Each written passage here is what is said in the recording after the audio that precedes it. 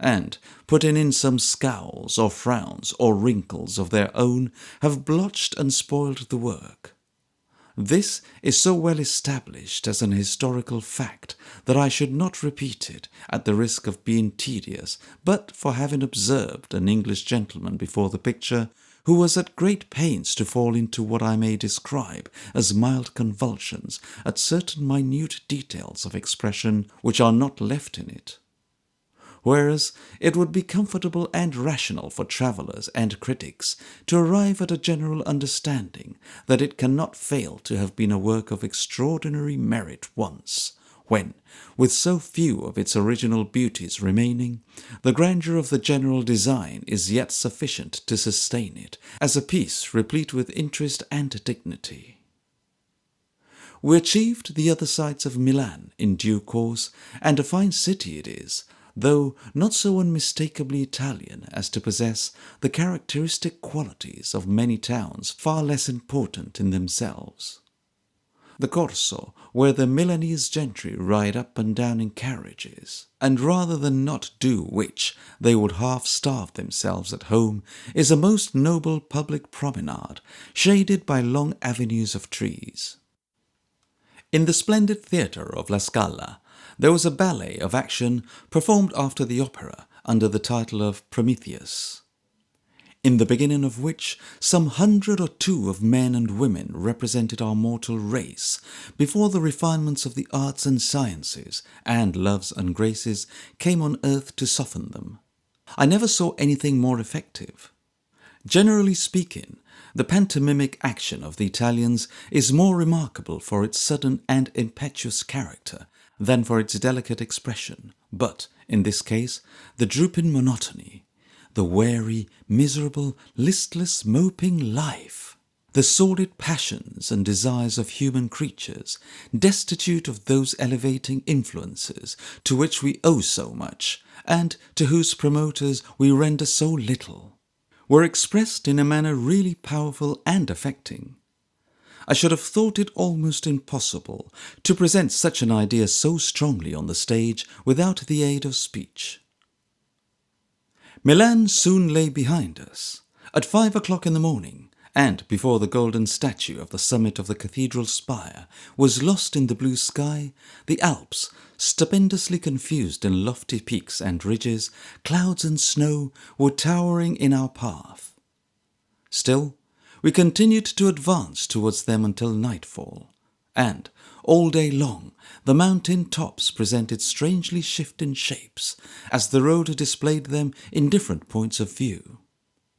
The beautiful day was just declining, when we came upon the Lago Maggiore with its lovely islands.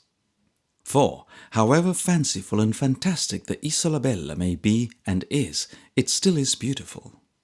Anything springing out of that blue water with that scenery around it must be. It was 10 o'clock at night when we got to Domo d'Ossola, at the foot of the Pass of the Simplon. But as the moon was shining brightly, and there was not a cloud in the starlit sky, it was no time for going to bed, or going anywhere but on. So we got a little carriage after some delay, and began the ascent. It was late in November, and the snow lying 4 or 5 feet thick in the beaten road on the summit.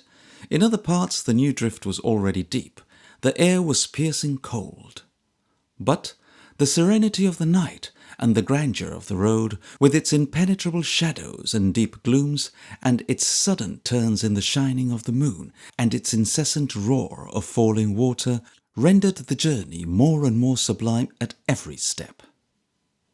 Soon, leaving the calm Italian villages below us, sleeping in the moonlight, the road began to wind among dark trees, and after a time emerged upon a barer region, very steep and toilsome, where the moon shone bright and high.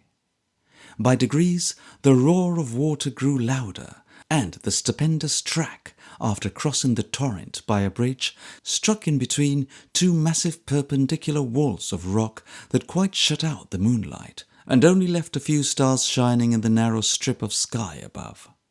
Then even this was lost in the thick darkness of a cavern in the rock, through which the way was pierced. the terrible cataract thundering and roaring close below it, and its foam and spray hanging in a mist above the entrance.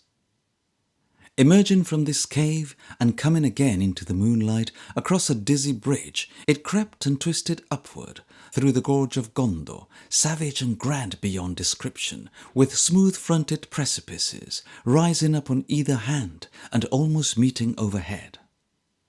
Thus we went, climbing on our rugged way, higher and higher all night, without a moment's weariness.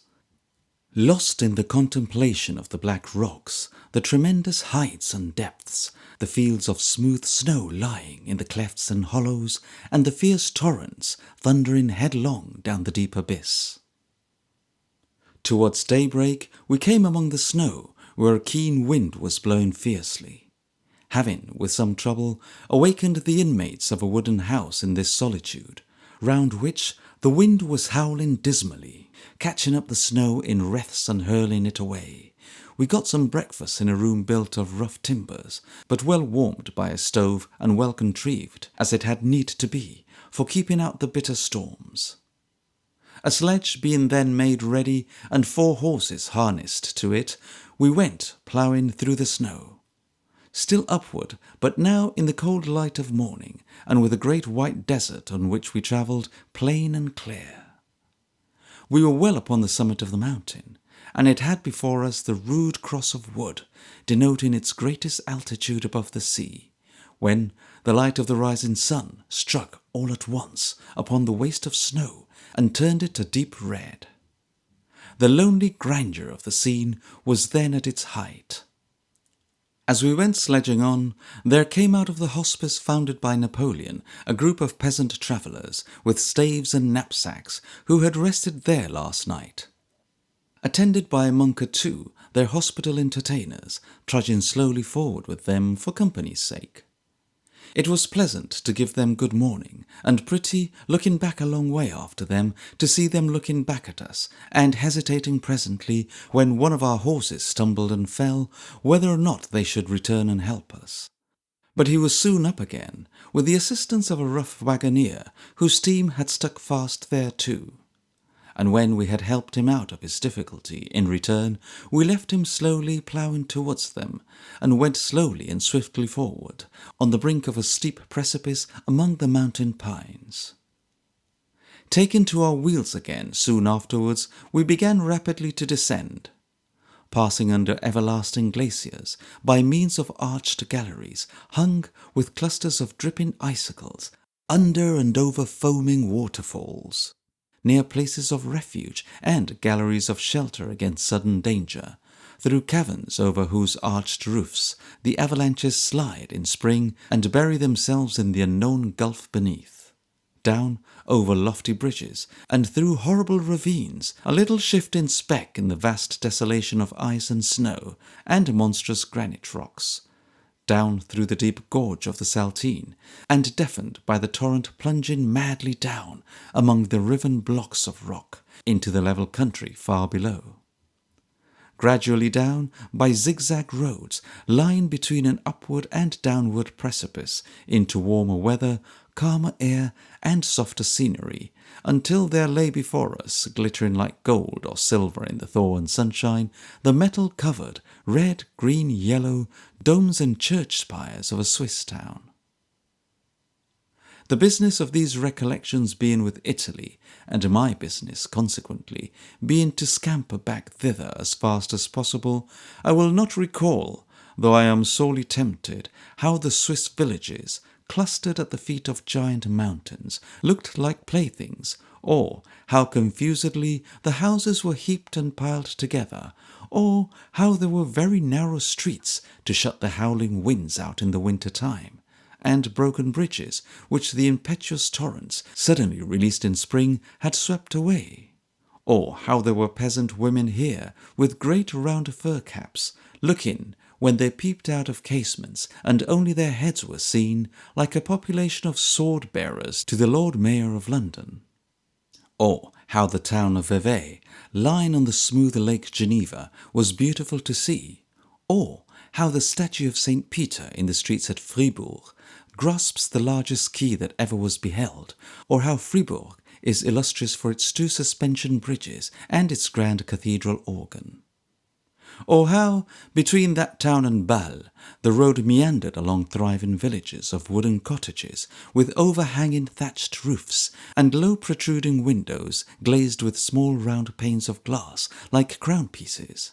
Or how, in every little Swiss homestead, with its cart or wagon carefully stowed away beside the house, its little garden, stock of poultry, and groups of red-cheeked children, there was an air of comfort, very new and very pleasant after Italy. Or how the dresses of the women changed again, and there were no more sword-bearers to be seen, and fair white stomachers and great black fan-shaped gauzy-looking caps prevailed instead. Or how the country by the Jura mountains, sprinkled with snow and lighted by the moon, and musical with falling water, was delightful. Or how, below the windows of the great hotel of the Three Kings at Bâle, the swollen Rhine ran fast and green. Or how, at Strasbourg, it was quite as fast but not as green, and was said to be foggy lower down, and at that late time of year was a far less certain means of progress than the highway road to Paris. Or how Strasbourg itself, in its magnificent old Gothic cathedral, and its ancient houses with their peaked roofs and gables, made a little gallery of quaint and interesting views. Or how a crowd was gathered inside the cathedral at noon to see the famous mechanical clock in motion striking 12. How, when it struck 12, a whole army of puppets went through many ingenious evolutions, and, among them, a huge puppet cock, perched on the top, crowed 12 times, loud and clear. Or how it was wonderful to see this cock at great pains to clap its wings and strain its throat, but obviously having no connection whatever with its own voice, which was deep within the clock, a long way down. Or how the road to Paris was one sea of mud, and thence to the coast a little better for a hard frost. Or how the cliffs of Dover were a pleasant sight, and England was so wonderfully neat, though dark and lacking colour on a winter day, it must be conceded. Or how, a few days afterwards, it was cool recrossing the Channel, with ice upon the decks, and snow lying pretty deep in France. Or how the mail post scrambled through the snow, headlong, drawn in the hilly paths by any number of stout horses at a canter, or how there were, outside the post office yard in Paris, before daybreak, extraordinary adventures in heaps of rags, groping in the snow street with little rakes in search of odds and ends. Or how, between Paris and Marseille, the snow being then exceeding deep, a thaw came on, and the mail waded rather than rolled for the next 300 miles or so, breaking springs on Sunday nights, and putting out its 2 passengers to warm and refresh themselves pending the repairs, in miserable billiard rooms, where hairy company, collected about stoves, were playing cards, the cards being very like themselves, extremely limp and dirty. Or how there were detention at Marseille from stress of weather, and steamers were advertised to go, which did not go. Or how the good steam-packed Charlemagne at length put out, and met such weather that now she threatened to run into Toulon, and now into Nice, but, the wind moderating, did neither, but ran on into Genoa harbour instead, where the familiar bells rang sweetly in my ear. Or how there was a travelling party on board, of whom one member was very ill in the cabin next to mine, and being ill was cross, and therefore declined to give up the dictionary which he kept under his pillow, thereby obliging his companions to come down to him constantly to ask what was the Italian for a lump of sugar, a glass of brandy and water, what's o'clock, and so forth, which he always insisted on looking out with his own seasick eyes, declining to entrust the book to any man alive. Like Grumio, I might have told you in detail all this and something more, but to as little purpose, were I not deterred by the remembrance that my business is with Italy. Therefore, like Grumio's story, it shall die in oblivion. To Rome, by Pisa and Siena. There is nothing in Italy more beautiful to me than the coastal road between Genoa and Spezia.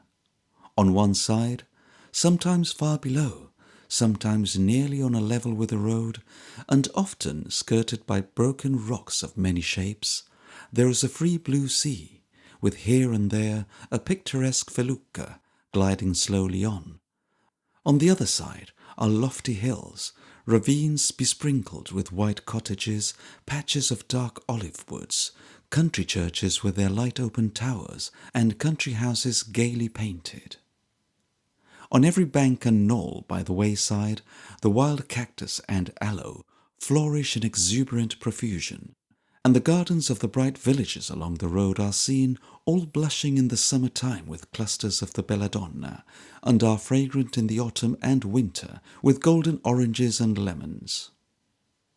Some of the villages are inhabited almost exclusively by fishermen, and it is pleasant to see their great boats hauled up on the beach, making little patches of shade where they lie asleep, or where the women and children sit romping and looking out to sea, while they mend their nets upon the shore. There is one town, Camoglia, with its little harbour on the sea, hundreds of feet below the road, where families of mariners live who, time out of mind, have owned coasting vessels in that place, and have traded to Spain and elsewhere. Seen from the road above, it is like a tiny model on the margin of the dimpled water, shining in the sun. Descended into by the winding mule tracks, it is a perfect miniature of a primitive seafaring town, the saltest, roughest, most piratical little place that ever was seen. Great rusty iron rings and mooring chains, capstans, and fragments of old masts and spars choke up the way. Hardy rough-weather boats and seamen's clothing flutter in the little harbour, or are drawn out to the sunny stones to dry. On the parapet of the rude pier, a few amphibious-looking fellows lie asleep, with their legs dangling over the wall, as though earth or water were all one to them, and if they slipped in, they would float away, dozing comfortably among the fishes. The church is bright with trophies of the sea and votive offerings in commemoration of escape from storm and shipwreck. The dwellings not immediately abutting on the harbour are approached by blind low archways and by crooked steps, as if in darkness and in difficulty of access they should be like holds of ships or inconvenient cabins under water. And everywhere there is a smell of fish and seaweed and old rope. The coastal road whence Camoglia is descried so far below is famous in the warm season, especially in some parts near Genoa for fireflies. Walking there on a dark night, I have seen it made one sparkling firmament by these beautiful insects, so that the distant stars were pale against a flash and a glitter that spangled every olive wood and hillside, and pervaded the whole air. It was not in such a season, however, that we traversed this road on our way to Rome. The middle of January was only just past, and it was very gloomy and dark weather, very wet besides. In crossing the fine pass of Bracco, we entered such a storm of mist and rain that we travelled in a cloud the whole way. There might have been no Mediterranean in the world, for anything that we saw of it there, except when a sudden gust of wind, clearing the mist before it for a moment, showed the agitated sea at a great depth below, lashing the distant rocks and spouting up its foam furiously. The rain was incessant, every brook and torrent was greatly swollen, and such a deafening leaping and roaring and thundering of water I never heard the like of in my life. Hence, when we came to Spezia, we found that the Magra, an unbridged river on the high road to Pisa, was too high to be safely crossed in the ferry-boat, and were fain to wait until the afternoon of next day, when it had, in some degree, subsided. Spezia, however, is a good place to tarry at, by reason, firstly, of its beautiful bay, secondly, of its ghostly inn, thirdly, of the head-dress of the women, who wear, on one side of their head a small doll's straw hat stuck onto the hair, which is certainly the oddest and most roughish headgear that ever was invented. The Magra safely crossed in the ferry boat. The passage is not by any means agreeable when the current is swollen and strong. We arrived at Carrara within a few hours. In good time next morning we got some ponies and went out to see the marble quarries. There are 4 or 5 great glens running up in a range of lofty hills until they can run no longer and are stopped by being abruptly strangled by nature. The quarries, or caves, as they call them there, are so many openings high up in the hills on either side of these passes where they blast and excavate for marble, which may turn out good or bad, may make a man's fortune very quickly, or ruin him by the great expense of working what is worth nothing. Some of these caves were opened by the ancient Romans, and remain as they left them to this hour. Many others are being worked at this moment. Others are to be begun tomorrow, next week, next month. Others are unbought, unthought of, and marble enough for more ages that have passed since the place was resorted to lies hidden everywhere, patiently awaiting its time of discovery.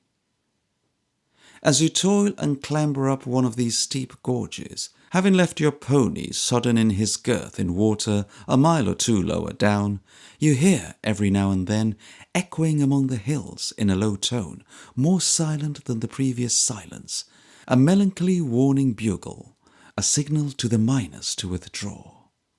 Then there is a thundering and echoing from hill to hill, and perhaps a splashing up of great fragments of rock into the air.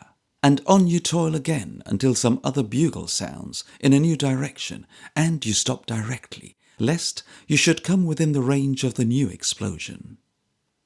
There are numbers of men working high up in these hills, on the sides, clearing away and sending down the broken masses of stone and earth to make way for the blocks of marble that had been discovered. As these came rolling down from unseen hands into the narrow valley, I could not help thinking of the deep glen, just the same sort of glen, where the rock left Sinbad the sailor, and where the merchants from the heights above flung down great pieces of meat for the diamonds to stick to. There were no eagles here to darken the sun in their swoop, and pounce upon them, but it was as wild and fierce as if there had been hundreds. But the road down which the marble comes, however immense the blocks. The genius of the country and the spirit of its institutions pave that road, repair it, watch it, keep it going. Conceive a channel of water running over a rocky bed, beset with great heaps of stone of all shapes and sizes, winding down the middle of this valley, and that being the road because it was the road 500 years ago. Imagine the clumsy carts of 500 years ago being used to this hour and drawn, as they used to be 500 years ago, by oxen, whose ancestors were worn to death 500 years ago, as their unhappy descendants are now, in 12 months, by the suffering and agony of this cruel work. 2 pairs, 4 pairs, 10 pairs, 20 pairs to one block, according to its size. Down it must come, this way. In their struggling from stone to stone, with their enormous loads behind them, they die frequently upon the spot. And not only they alone, for their passionate drivers, sometimes tumbling down in their energy, are crushed to death beneath the wheels. But it was good 500 years ago, and it must be good now. And a railroad down one of these steeps, the easiest thing in the world, would be flat blasphemy.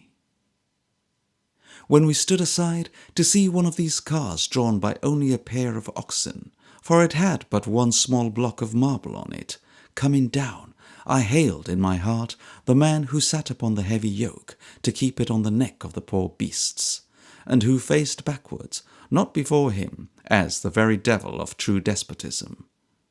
He had a great rod in his hand, with an iron point, and when they could plough and force their way through the loose bed of the torrent no longer, and came to a stop, he poked it into their bodies, beat it on their heads, screwed it round and round in their nostrils, got them on a yard or two in the madness of intense pain, repeated all these persuasions with increased intensity of purpose when they stopped again, got them on once more, forced and goaded them to an abrupter point of the descent, and when their writhing and smarting, and the weight behind them, bore them plunging down the precipice in a cloud of scattered water, whirled his rod above his head, and gave a great whoop and hallo, as if he had achieved something, and had no idea that they might shake him off, and blindly mash his brains upon the road in the noontide of his triumph. Standing in one of the many studii of Carrara that afternoon, for it is a great workshop full of beautiful finished copies in marble of almost every figure, group, and bust we know, it seemed at first so strange to me that those exquisite shapes, replete with grace and thought and delicate repose, should grow out of all this toil and sweat and torture. But I soon found a parallel to it, and an explanation of it, in every virtue that springs up in miserable ground, and every good thing that has its birth in sorrow and distress. And, looking out of the sculptor's great window upon the marble mountains, all red and glowing in the decline of day, but stern and solemn to the last, I thought, my God! How many quarries of human hearts and souls, capable of far more beautiful results, are left shut up and mouldering away, while pleasure travellers through life avert their faces as they pass, and shudder at the gloom and ruggedness that conceal them. The then reigning Duke of Modena, to whom this territory in part belonged, claimed the proud distinction of being the only sovereign in Europe who had not recognized Louis Philippe as King of the French. He was not a wag, but quite in earnest.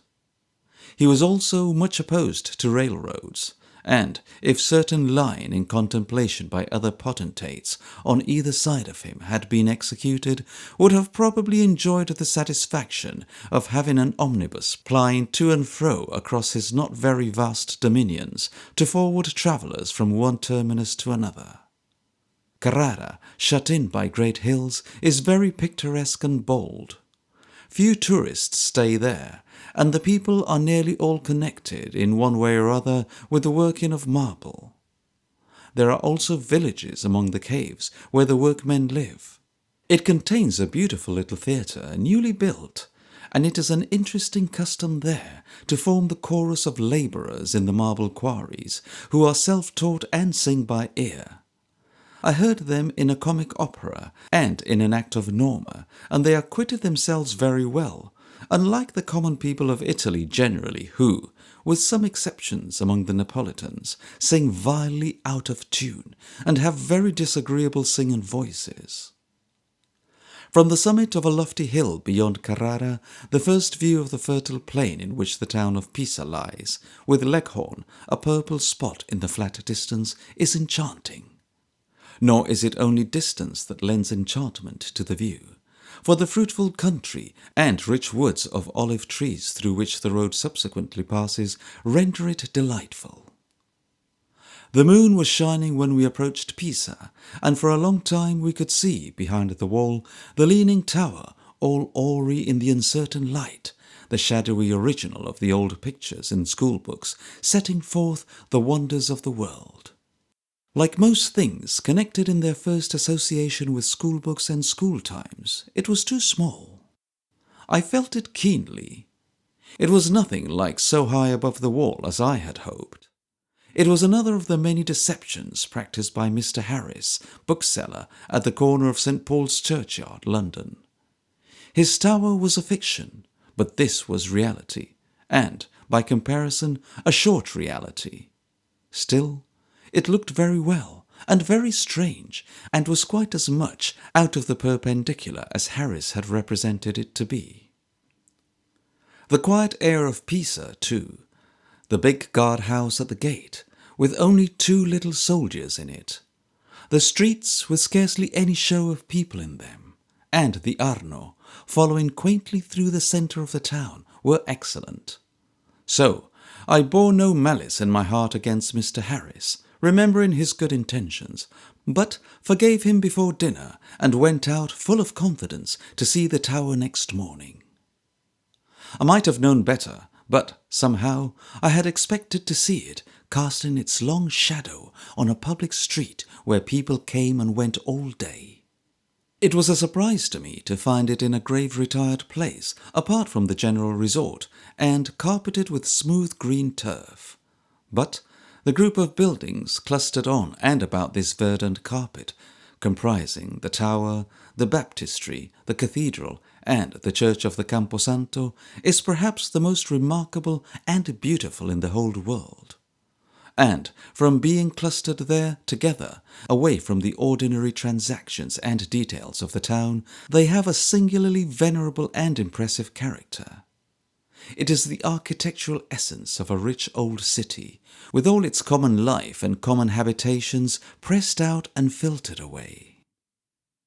Simond compares the tower to the usual pictorial representations in children's books of the Tower of Babel. It is a happy simile, and conveys a better idea of the building than chapters of laboured description. Nothing can exceed the grace and lightness of the structure. Nothing can be more remarkable than its general appearance. In the course of the ascent to the top, which is by an easy staircase, the inclination is not very apparent, but at the summit it becomes so, and gives one the sensation of being in a ship that has heeled over through the action of an ebb tide.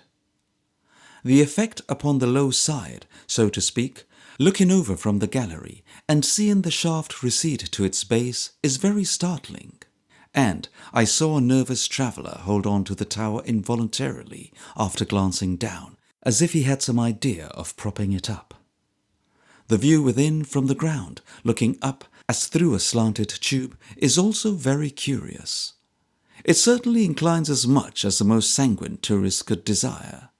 The natural impulse of 99 people out of 100 who were about to recline upon the grass below it to rest and contemplate the adjacent buildings would probably be not to take up their position under the leaning side. It is so very much aslant. The manifold beauties of the cathedral and baptistry need no recapitulation from me, though in this case, as in 100 others, I find it difficult to separate my own delight in recalling them from your weariness in having them recalled. There is a picture of Saint Agnes by Andrea del Sarto in the former, and there are a variety of rich columns in the latter that tempt me strongly. It is, I hope, no breach of my resolution not to be tempted into elaborate descriptions, to remember the Camposanto, where grass-grown graves are dug in earth brought more than 600 years ago from the Holy Land, and where they are surrounding them such cloisters with such playing lights and shadows falling through their delicate tracery on the stone pavement, as surely the dullest memory could never forget. On the walls of this solemn and lovely place are ancient frescoes, very much obliterated and decayed, but very curious. As usually happens in almost any collection of paintings of any sort in Italy, where there are many heads, there is in one of them a striking accidental likeness of Napoleon. At one time, I used to please my fancy with the speculation whether these old painters at their work had a foreboding knowledge of the man who would one day arise to wreak such destruction upon art, whose soldiers would make targets of great pictures and stable their horses among triumphs of architecture. But the same Corsican face is so plentiful in some parts of Italy at this day that a more commonplace solution of the coincidence is unavoidable. If Pisa be the seventh wonder of the world in right of its tower, it may claim to be at least the second or third in right of its beggars. They waylay the unhappy visitor at every turn, escort him to every door he enters at, and lie in wait for him with strong reinforcements at every door by which they know he must come out. The grating on the portal of its hinges is the signal for a general shout, and the moment he appears, he is hemmed in and fallen on by heaps of rags and personal distortions. The beggars seem to embody all the trade and enterprise of Pisa. Nothing else is stirring but warm air. Going through the streets, the front of the sleepy houses look like backs. They are all so still and quiet, and unlike houses with people in them, that the greater part of the city has the appearance of a city at daybreak, or during a general siesta of the population.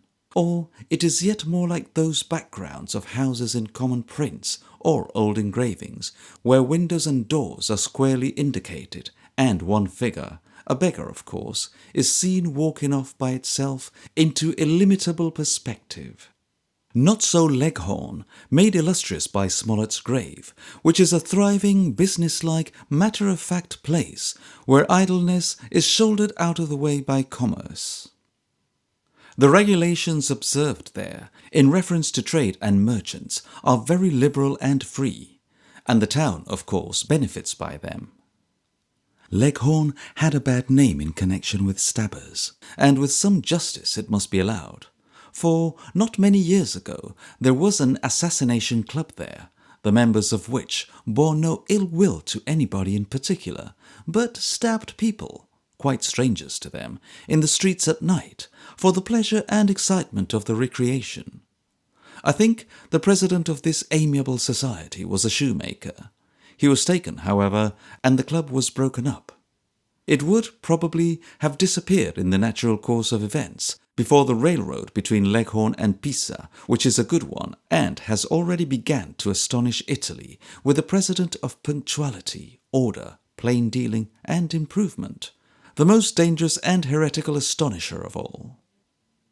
There must have been a slight sensation, as of earthquake surely, in the Vatican when the first Italian railroad was thrown open. Returning to Pisa and hiring a good-tempered vetturino and his 4 horses to take us on to Rome, we travelled through pleasant Tuscan villages and cheerful scenery all day. The roadside crosses in this part of Italy are numerous and curious. There is seldom a figure on the cross, though there is sometimes a face, but they are remarkable for being garnished with little models in wood of every possible object that can be connected with the Saviour's death. The cock that crowed when Peter had denied his master thrice is usually perched on the tip-top, and an ornithological phenomenon he generally is. Under him is the inscription. Then, hung on the cross beam, are the spear, the reed with a sponge of vinegar and water at the end, the coat without seams for which the soldiers cast lots, the dice-box with which they threw for it, the hammer that drove in the nails, the pincers that pulled them out, the ladder which was set against the cross, the crown of thorns, the instrument of flagellation, the lanthorn with which Mary went to the tomb, I suppose, and the sword with which Peter smote the servant of the high priest. A perfect toy shop of little objects repeated at every 4 or 5 miles all along the highway. On the evening of the second day from Pisa, we reached the beautiful old city of Siena. There was what they called a carnival in progress, but as its secrets lay in a score or 2 of melancholy people walking up and down the principal street in common toy-shop masks, and being more melancholy, if possible, than the same sort of people in England, I say no more of it. We went off betimes next morning to see the cathedral, which is wonderfully picturesque inside and out, especially the latter, also the marketplace or great piazza, which is a large square with a great broken-nosed fountain in it, some quaint Gothic houses, and a high square brick tower, outside the top of which, a curious feature in such views in Italy, hangs an enormous bell. It is like a bit of Venice without the water. There are some curious old palazzi in the town, which is very ancient, and without having, for me, the interest of Verona or Genoa, it is very dreamy and fantastic, and most interesting. We went on again as soon as we had seen these things, and going over a rather bleak country, there had been nothing but vines until now, mere walking-sticks at that season of the year, stopped, as usual, between 1 and 2 hours in the middle of the day to rest the horses, that being part of every vetturino contract. We then went on again, through a region gradually becoming bleaker and wilder until it became as bare and desolate as any Scottish moors. Soon after dark, we halted for the night at the Osteria of La Scala, a perfectly lonely house where the family was sitting round a great fire in the kitchen, raised on a stone platform 3 or 4 feet high and big enough for the roasting of an ox.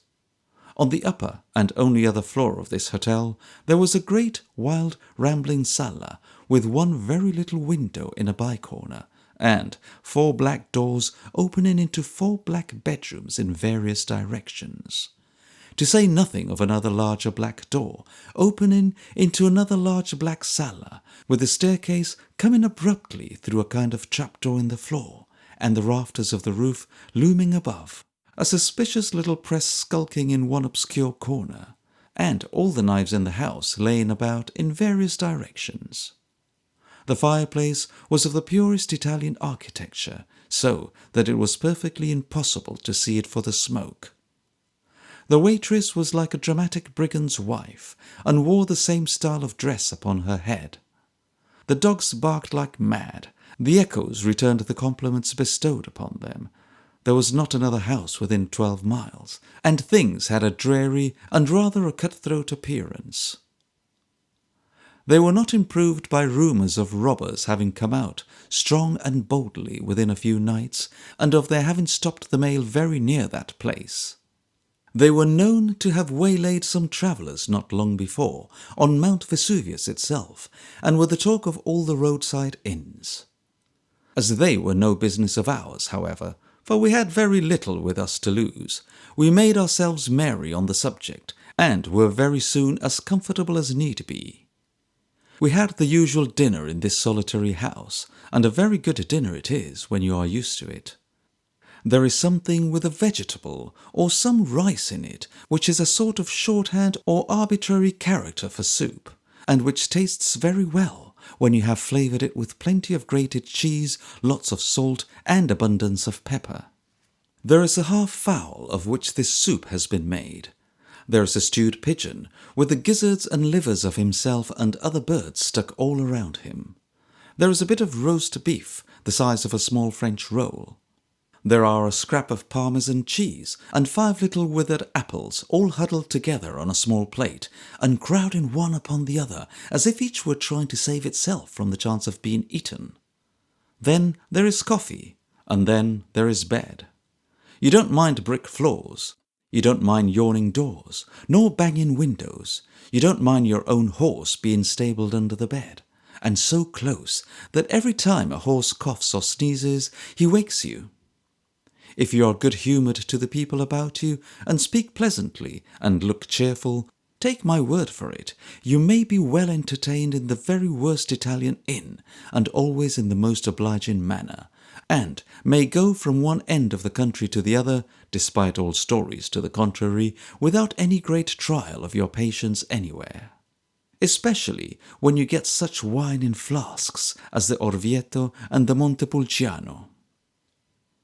It was a bad morning when we left this place, and we went for 12 miles over a country as barren, as stony, and as wild as Cornwall in England, until we came to Radicofani, where there is a ghostly Goblin Inn, once a hunting seat belonging to the Dukes of Tuscany.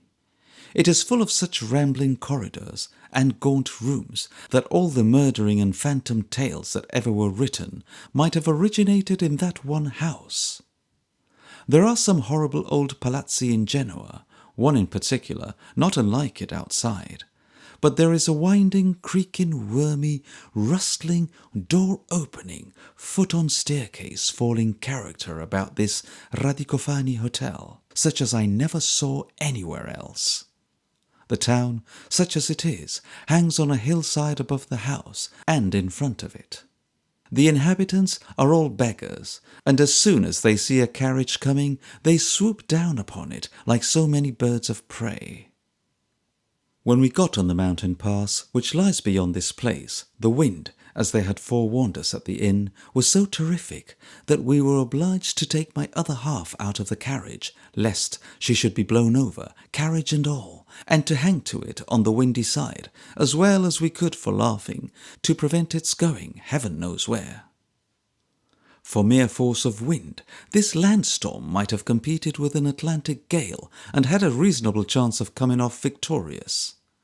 The blast came sweeping down great gullies in a range of mountains on the right, so that we looked with positive awe at a great morass on the left, and saw that there was not a bush or twig to hold by. It seemed as if, once blown from our feet, we must be swept out to sea or away into space. There was snow and hail and rain and lightning and thunder, and there were rolling mists travelling with incredible velocity. It was dark, awful, and solitary to the last degree. There were mountains above mountains, veiled in angry clouds, and there was such a wrathful, rapid, violent, tumultuous hurry everywhere as rendered the scene unspeakably exciting and grand. It was a relief to get out of it notwithstanding, and to cross even the dismal, dirty papal frontier. After passing through two little towns, in one of which, Acquapendente, there was also a carnival in progress, consisting of one man dressed and masked as a woman, and one woman dressed and masked as a man, walking ankle-deep through the muddy streets in a very melancholy manner. We came at dusk within sight of the lake of Bolsena, on whose bank there is a little town of the same name, much celebrated for malaria. With the exception of this poor place, there is not a cottage on the bank of the lake, or near it, for nobody dare sleep there, not a boat upon its water, not a stick or stake to break the dismal monotony of 27 watery miles. We were late in getting in, the roads being very bad from heavy rains, and, after dark, the dullness of the scene was quite intolerable. We entered on a very different and a finer scene of desolation next night at sunset. We had passed through Montefiochonne, famous for its wine, and Viterbo for its fountains, and, after climbing up a long hill of 8 or 10 miles extent, came suddenly upon the margin of a solitary lake. In one part very beautiful, with a luxuriant wood, in another very barren, and shut in by bleak volcanic hills. Where this lake flows, there stood of old a city. It was swallowed up one day, and in its stead this water rose. There are ancient traditions, common to many parts of the world, of the ruined city having been seen below when the water was clear, but however that may be, from this spot of earth it vanished. The ground came bubbling up above it, and the water too, and here they stand, like ghosts on whom the other world closed suddenly, and who have no means of getting back again. They seem to be waiting the course of ages for the next earthquake in that place, when they will plunge below the ground at its first yawning and be seen no more. The unhappy city below is not more lost and dreary than these fire-charred hills and the stagnant water above. The red sun looked strangely on them, as with the knowledge that they were made for caverns and darkness, and the melancholy water oozed and sucked the mud, and crept quietly among the marshy grass and reeds, as if the overthrow of all the ancient towers and housetops, and the death of all the ancient people born and bred there, were yet heavy on its conscience. A short ride from this lake brought us to Ronciglione, a little town like a large pigsty, where we passed the night. Next morning, at 7 o'clock, we started for Rome. As soon as we were out of the pigsty, we entered on the Campagna Romana, an undulating flat, as you know, where few people can live, and where, for miles and miles, there is nothing to relieve the terrible monotony and gloom. Of all kinds of country that could, by possibility, lie outside the gates of Rome, this is the aptest and fittest burial ground for the dead city. So sad, so quiet, so sullen, so secret in its covering up of great masses of ruin and hiding them, so like the waste places into which the men possessed with the devil used to go and howl and rend themselves in the old days of Jerusalem. We had to traverse 30 miles of this Campagna, and for 22 we went on, seeing nothing but now and then a lonely house or a villainous-looking shepherd, with matted hair all over his face, and himself wrapped to the chin in a frowsy brown mantle, tending his sheep.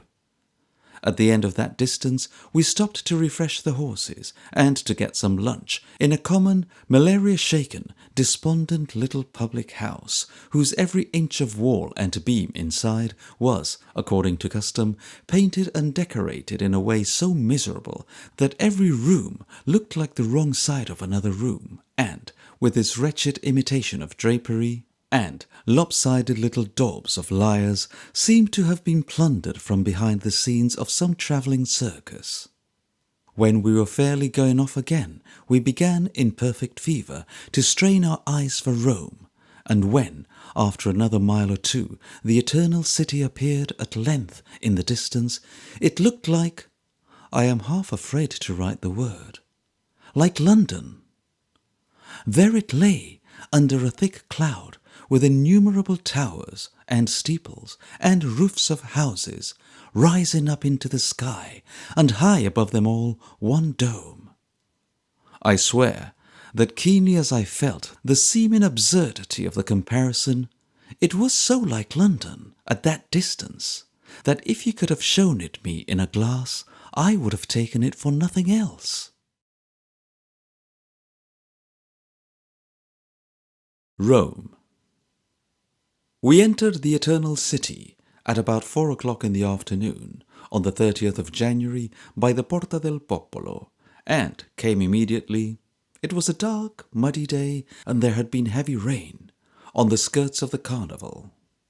We did not then know that we were only looking at the fag end of the masks, who were driving slowly round and round the piazza until they could find a promising opportunity for falling into the stream of carriages and getting, in good time, into the thick of the festivity. And coming among them so abruptly, all travel-stained and weary, was not coming very well prepared to enjoy the scene.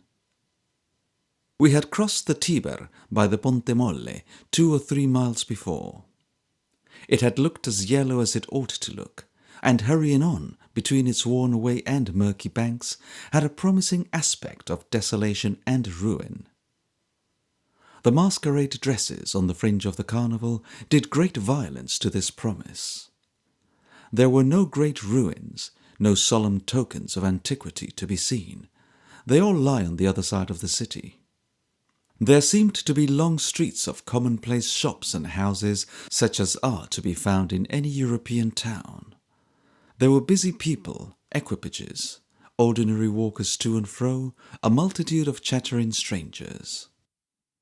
It was no more my Rome, the Rome of anybody's fancy, man or boy, degraded and falling and lying asleep in the sun among a heap of ruins, than the Place de la Concorde in Paris is. A cloudy sky, a dull, cold rain, and muddy streets I was prepared for, but not for this, and I confess to having gone to bed that night in a very indifferent humour, and with a very considerably quenched enthusiasm. Immediately on going out next day, we hurried off to St. Peter's. It looked immense in the distance, but distinctly and decidedly small by comparison on a near approach. The beauty of the piazza on which it stands, with its clusters of exquisite columns and its gushing fountains, so fresh, so broad and free and beautiful, nothing can exaggerate. The first burst of the interior in all its expansive majesty and glory, and, most of all, the looking up into the dome, is a sensation never to be forgotten. But there were preparations for a festa. The pillars of stately marble were swathed in some impertinent frippery of red and yellow. The altar and entrance to the subterranean chapel, which is before it in the centre of the church, were like a goldsmith's shop or one of the opening scenes in a very lavish pantomime.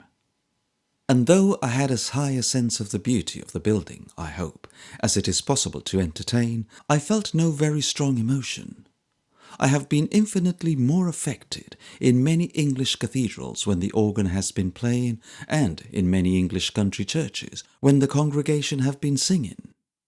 I had a much greater sense of mystery and wonder in the Cathedral of St. Mark at Venice.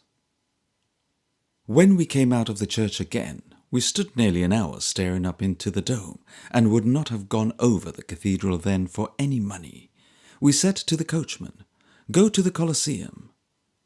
In a quarter of an hour or so he stopped at the gate, and we went in.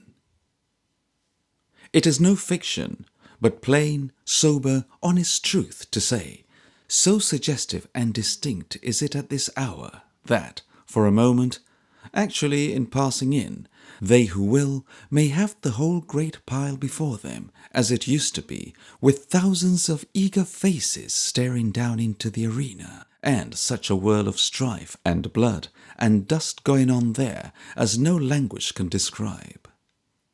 Its solitude, its awful beauty, and its utter desolation strike upon the stranger the next moment like a softened sorrow. And never in his life, perhaps, will he be so moved and overcome by any sight not immediately connected with his own affections and afflictions. To see it crumbling there an inch a year, its walls and arches overgrown with green, its corridors open to the day, the long grass growing in porches, young trees of yesterday springing up on its ragged parapets and bearing fruit, chance produce of the seeds dropped there by birds who built their nests within its chinks and crannies, to see its pit of flight filled up with earth, and the peaceful cross planted in the centre. To climb into its upper holes, and look down on ruin, ruin, ruin all about it. The triumphal arches of Constantine, Septimus Severus, and Titus, the Roman Forum, the palace of the Caesars, the temples of the old religion fallen down and gone, is to see the ghost of old Rome, wicked, wonderful old city, haunting the very ground on which its people trod. It is the most impressive, the most stately, the most solemn, grand, majestic, mournful sight conceivable. Never, in its bloodiest prime, can the sight of the gigantic Colosseum, full and running over with the lustiest life, have moved one's heart, as it must move all who look upon it now, a ruin. God be thanked, a ruin. As it tops the other ruins, standing there, a mountain among graves, so do its ancient influences outlive all other remnants of the old mythology and old butchery of Rome, in the nature of the fierce and cruel Roman people. The Italian face changes as the visitor approaches the city. Its beauty becomes devilish, and there is scarcely one countenance in 100 among the common people in the streets that would not be at home and happy in a renovated Colosseum tomorrow. Here was Rome indeed at last, and such a Rome as no one can imagine in its full and awful grandeur. We wandered out upon the Appian Way, and then we went on through miles of ruined tombs and broken walls, with here and there a desolate and inhabited house, past the circus of Romulus, where the course of the chariots, the stations of the judges, competitors, and spectators are yet as plainly to be seen as in old time, past the tomb of Cecilia Metella, past all enclosure, hedge, or stake, wall or fence, away upon the open Campagna, where, on that side of Rome, nothing is to be held but ruin, except where the distant Apennines bound the view upon the left. The whole wide prospect is one field of ruin. Broken aqueducts, left in the most picturesque and beautiful clusters of arches, broken temples, broken tombs. A desert of decay, sombre and desolate beyond all expression, and with a history in every stone that strews the ground. On Sunday, the Pope assisted in the performance of High Mass at St. Peter's. The effect of the cathedral on my mind on that second visit was exactly what it was at first, and what it remained after many visits. It is not religiously impressive or affecting. It is an immense edifice with no one point for the mind to rest upon, and it tires itself with wandering round and round. The very purpose of the place is not expressed in anything you see there unless you examine its details, and all examination of details is incomprehensible with the place itself. It might be a pantheon, or a senate house, or a great architectural trophy, having no other object than an architectural triumph. There is a black statue of St. Peter, to be sure, under a red canopy, which is larger than life, and which is constantly having its great toe kissed by good Catholics. You cannot help seeing that. It is so very prominent and popular. But it does not heighten the effect of the temple as a work of art, and it is not expressive, to me at least, of its high purpose. A large space behind the altar was fitted up with boxes shaped like those at the Italian Opera in England, but their decoration much more gaudy. In the centre of the kind of theatre thus railed off was a canopied dais with the Pope's chair upon it. The pavement was covered with a carpet of the brightest green, and what with this green, and the intolerable reds and crimsons and gold borders of the hangings, the whole concern looked like a stupendous bonbon. On either side of the altar was a large box for lady strangers. These were filled with ladies in black dresses and black veils.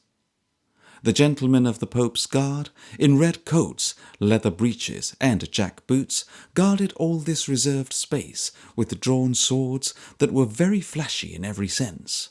And from the altar all down the nave, a broad lane was kept clear by the Pope's Swiss guard, who wear a quaint striped surcoat and striped tight legs, and carry halberds, like those which are usually shouldered by those theatrical supernumeraries who never can get off the stage fast enough, and who may be generally observed to linger in the enemy's camp after the open country, held by the opposite forces, has been split up the middle by a convulsion of nature. I got upon the border of the green carpet, in company with a great many other gentlemen attired in black. No other passport is necessary, and stood there at my ease during the performance of Mass. The singers were in a crib of wirework, like a large meat safe or bird cage, in one corner, and sang most atrociously. All about the green carpet there was a slowly moving crowd of people, talking to each other, staring at the Pope through eyeglasses, defrauding one another in moments of partial curiosity out of precarious seats on the bases of pillars, and grinning hideously at the ladies. Dotted here and there were little knots of friars, Franciscani or Cappuccini, in their coarse brown dresses and peaked hoods, making a strange contrast to the gaudy ecclesiastics of higher degree, and having their humility gratified to the utmost by being shouldered about and elbowed right and left on all sides. Some of these had muddy sandals and umbrellas, and stained garments, having trudged in from the country. Their faces of the greater part were as coarse and heavy as their dress. Their dogged, stupid, monotonous stare at all the glory and splendour having something in it half miserable and half ridiculous. Upon the green carpet itself, and gathered round the altar, was a perfect army of cardinals and priests, in red, gold, purple, violet, white, and fine linen. Stragglers from these went to and fro among the crowd, conversing two and two, or giving and receiving introductions, and exchanging salutations. Other functionaries in black gowns, and other functionaries in court dresses, were similarly engaged. In the midst of all these, unstealthy Jesuits creeping in and out, and the extreme restlessness of the youth of England, who were perpetually wandering about, some few steady persons in black cassocks, who had knelt down with their faces to the wall, and were poring over their missals, became unintentionally a sort of humane man-traps, and, with their own devout legs, tripped up other people's by the dozen. There was a great pile of candles lying down on the floor near me, which a very old man in a rusty black gown with an open-work tippet like a summer ornament for a fireplace and tissue paper made himself very busy in dispensing to all the ecclesiastics, one apiece. They loitered about these for some time, under their arms like walking sticks or in their hands like truncheons. At a certain period of the ceremony, however, each carried his candle up to the Pope, laid it across his 2 knees to be blessed, took it back again, and filed off. This was done in a very attenuated procession, as you may suppose, and occupied a long time. Not because it takes long to bless a candle through and through, but because there were so many candles to be blessed. At last they were all blessed, and then they were all lighted, and then the Pope was taken up, chair and all, and carried round the church. I must say that I never saw anything out of November so like the popular English commemoration of the 5th of that month. A bundle of matches and a lantern would have made it perfect. Nor did the Pope himself at all mar the resemblance, though he had a pleasant and venerable face, for, as this part of the ceremony makes him giddy and sick, he shuts his eyes when it is performed. And, having his eyes shut, and a great mitre on his head, and his head itself wagging to and fro as they shook him in carrying, he looked as if his mask was going to tumble off. The 2 immense fans which are always borne, one on either side of him, accompanied him, of course, on this occasion. As they carried him along, he blessed the people with the mystic sign, and, as he passed them, they kneeled down. When he had made the rounds of the church, he was brought back again, and, if I am not mistaken, this performance was repeated in the whole 3 times.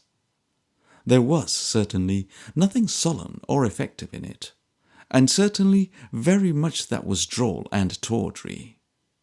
But this remark applies to the whole ceremony, except the rising of the host, when every man in the guard dropped on one knee instantly, and dashed his naked sword on the ground, which had a fine effect. The next time I saw the cathedral was some 2 or 3 weeks afterwards, when I climbed up into the ball, and then, the hangings being taken down, and the carpets taken up, but all the framework left, the remnants of these decorations looked like an exploded cracker. The Friday and Saturday have been solemn festa days, and Sunday, being always a dies non in carnival proceedings, we had looked forward with some impatience and curiosity to the beginning of the new week, Monday and Tuesday being the 2 last and best days of the carnival. On the Monday afternoon, at 1 or 2 o'clock, there began to be a great rattling of carriages into the courtyard of the hotel, a hurrying to and fro of all the servants in it, and, now and then, a swift shooting across some doorway or balcony, or a straggling stranger in a fancy dress, not yet sufficiently well used to the same to wear it with confidence and defy public opinion. All the carriages were open, and had the linings carefully covered with white cotton or calico, to prevent their proper decorations from being spoilt by the incessant pelting of sugar plums. And people were packing and cramming into every vehicle as it waited for its occupants, enormous sacks and baskets full of these confetti, together with such heaps of flowers, tied up in little nosegays, that some carriages were not only brimful of flowers, but literally running over, scattering at every shake and jerk of the springs some of their abundance on the ground. Not to be behindhand in these essential particulars, we caused 2 very respectable sacks of sugar plums, each about 3 feet high, and a large close basket full of flowers to be conveyed into our hired barouche with all speed. And from our place of observation in one of the upper balconies of the hotel, we contemplated these arrangements with the liveliest satisfaction.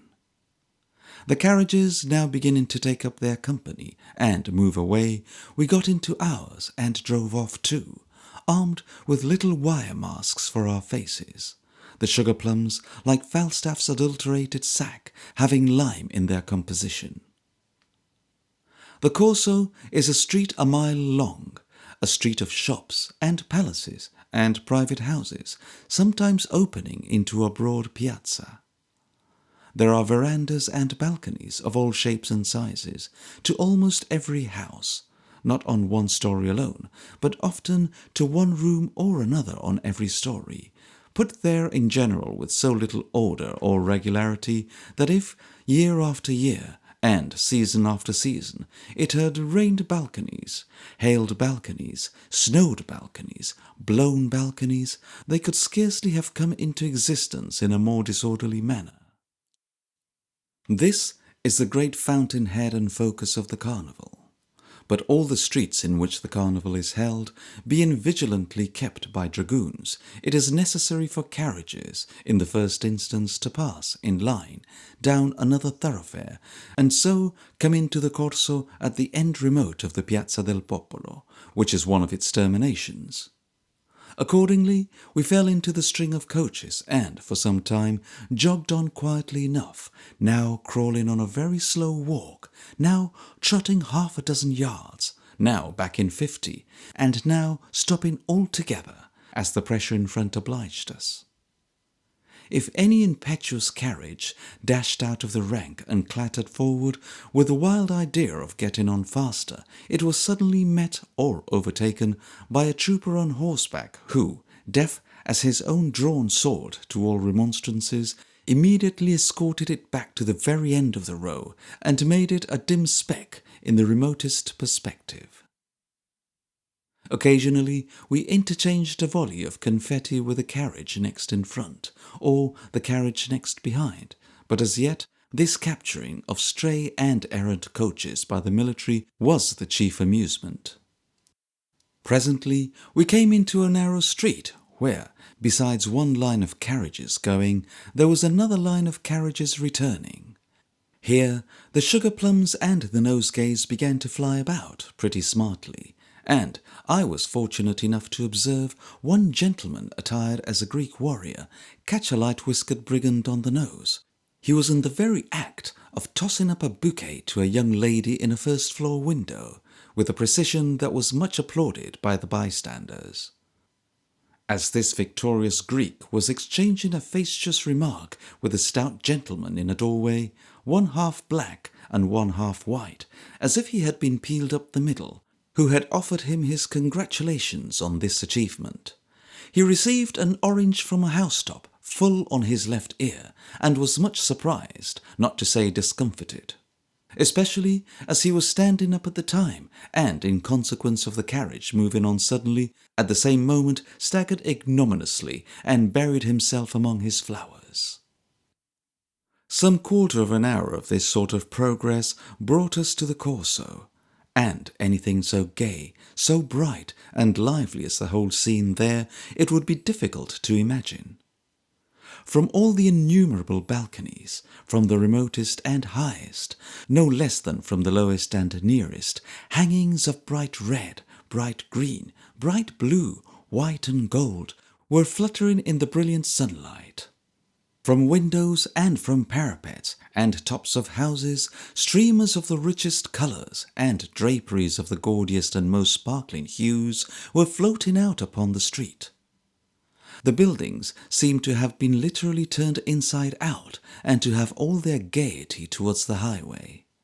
Shop fronts were taken down, and the windows filled with company like boxes at a shining theatre. Doors were carried off their hinges, and long tapestried groves, hung with garlands of flowers and evergreens displayed within. Builders' scaffoldings were gorgeous temples, radiant in silver, gold, and crimson. And in every nook and corner, from the pavement to the chimney tops, where women's eyes could glisten, there they danced and laughed and sparkled like the light in water. Every sort of bewitching madness of dress was there. Little preposterous scarlet jackets, quaint old stomachers, more wicked than the smartest bodices, Polish pelisses, strained and tight as ripe gooseberries, tiny Greek caps, all awry and clinging to the dark hair, heaven knows how. Every wild, quaint, bold, shy, pettish, madcap fancy had its illustration in a dress, and every fancy was as dead forgotten by its owner in the tumult of merriment, as if the 3 old aqueducts that still remain entire had brought Lethe into Rome upon their sturdy arches that morning. The carriages were now 3 abreast, in broader places 4, often stationary for a long time together, always one close mass of variegated brightness, showing the whole street full through the storm of flowers like flowers of a larger growth themselves. In some, the horses were richly caparisoned in magnificent trappings. In others, they were decked from head to tail with flowing ribbons. Some were driven by coachmen with enormous double faces, one face leering at the horses, the other cocking its extraordinary eyes into the carriage, and both rattling again under the hail of sugar plums. Other drivers were attired as women, wearing long ringlets and no bonnets, and looking more ridiculous in any real difficulty with the horses, of which in such a concourse there were great many, than tongues can tell or pen describe. Instead of sitting in the carriages upon the seats, the handsome Roman women, to see and to be seen the better, sit in the heads of the barouches at this time of general licence, with their feet upon the cushion, and oh, the flowing skirts and dainty waists, the blessed shapes and laughing faces, the free, good-humoured, gallant figures that they make. There were great vans, too, full of handsome girls, 30 or more together perhaps, and the broad sides that were poured into and poured out of these fairy fire shops splashed the air with flowers and bonbons for 10 minutes at a time. Carriages, delayed long in one place, would begin a deliberate engagement with other carriages, or with people at the lower windows, and the spectators at some upper balcony or window, joining in the fray and attacking both parties, would empty down great bags of confetti that descended like a cloud, and in an instant made them white as millers. Still, carriages on carriages, dresses on dresses, colours on colours, crowds upon crowds without end. Men and boys clinging to the wheels of coaches, and holding on behind, and following in their wake, and driving in among the horses' feet to pick up scattered flowers to sell again. Maskers on foot, the drollest generally, in fantastic exaggeration of court dresses, surveying the throng through enormous eyeglasses, and always transported with an ecstasy of love on the discovery of any particular old lady at a window, long strings of polichinelli lying about them with blown bladders at the end of sticks, a wagon full of madmen screaming and tearing to the life, a coach full of grave Mamelukes with their horse-tail standards set up in the midst, a party of gypsy women engaged in terrific conflict with a ship full of sailors, a man-monkey on a pole, surrounded by strange animals with pigs' faces and lions' tails, carried under their arms or worn gracefully over their shoulders. Carriages on carriages, dresses on dresses, colours on colours, crowds upon crowds without end. Not many actual characters sustained, or represented, perhaps, considering the number dressed, but the main pleasure of the scene consisting in its perfect good temper, in its bright and infinite and flashing variety, and in its entire abandonment to the mad humour of the time, an abandonment so perfect, so contagious, so irresistible, that the steadiest foreigner fights up to his middle in flowers and sugar plums like the wildest Roman of them all, and thinks of nothing else till 4:30, when he is suddenly reminded, to his great regret, that this is not the whole business of his existence, by hearing the trumpets sound and seeing the dragoons begin to clear the street. How it ever is cleared for the race that takes place at 5, or how the horses ever go through the race without going over the people, is more than I can say. But the carriages get out into the by-street, or up into the Piazza del Popolo, and some people sit in temporary galleries in the latter place, and tens of thousands line the Corso on both sides, when the horses are brought out into the piazza. to the foot of the same column which, for centuries, looked down upon the games and chariot races in the Circus Maximus. At a given signal they are started off. Down the live lane, the whole length of the Corso, they fly like the wind, riderless, as all the world knows, with shining ornaments upon their backs, untwisted in their plaited manes, and with heavy little balls stuck full of spikes, dangling at their sides to goad them on. The jingling of these trappings and the rattling of their hoofs upon the hard stones, the dash and fury of their speed along the echoing streets, nay, the very cannon that are fired, these noises are nothing to the roaring of the multitude, their shouts, the clapping of their hands. But it is soon over, almost instantaneously. More cannons shake the town. The horses have plunged into the carpets put across the street to stop them. The goal is reached. The prizes are won. They are given, in part, by the poor Jews as a compromise for not running foot races themselves. And there is an end to that day's sport. But if the scene be bright and gay and crowded on the last day but one, it attains on the concluding day to such a height of glittering colour, swarming life, and frolicsome uproar that the bare recollection of it makes me giddy at this moment. The same diversions, greatly heightened and intensified in the ardour with which they are pursued, go on until the same hour. The race is repeated, the cannon are fired, the shouting and clapping of hands are renewed, the cannon are fired again, the race is over, and the prizes are won. But the carriages, ankle deep with sugar plums within, and so beflowered and dusty without, as to be hardly recognizable for the same vehicles that they were 3 hours ago. Instead of scampering off in all directions, throng into the Corso, where they are soon wedged together in a scarcely moving mass. For the diversion of the Moccoletti, the last gay madness of the carnival, is now at hand, and sellers of little tapers, like what are called Christmas candles in England, are shouting lustily on every side, "Mocolli! Mocolli! Ecco Mocolli!" A new item in the tumult, quite abolishing that other item of "Ecco fiori! Ecco fior!" which has been making itself audible over all the rest at intervals the whole day through.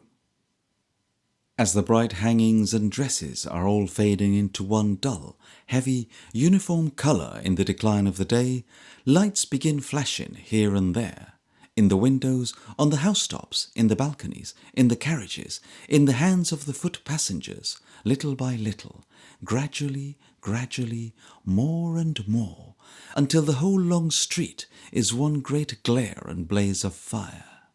Then everybody present has but one engrossing object, that is, to extinguish other people's candles and to keep his own alight.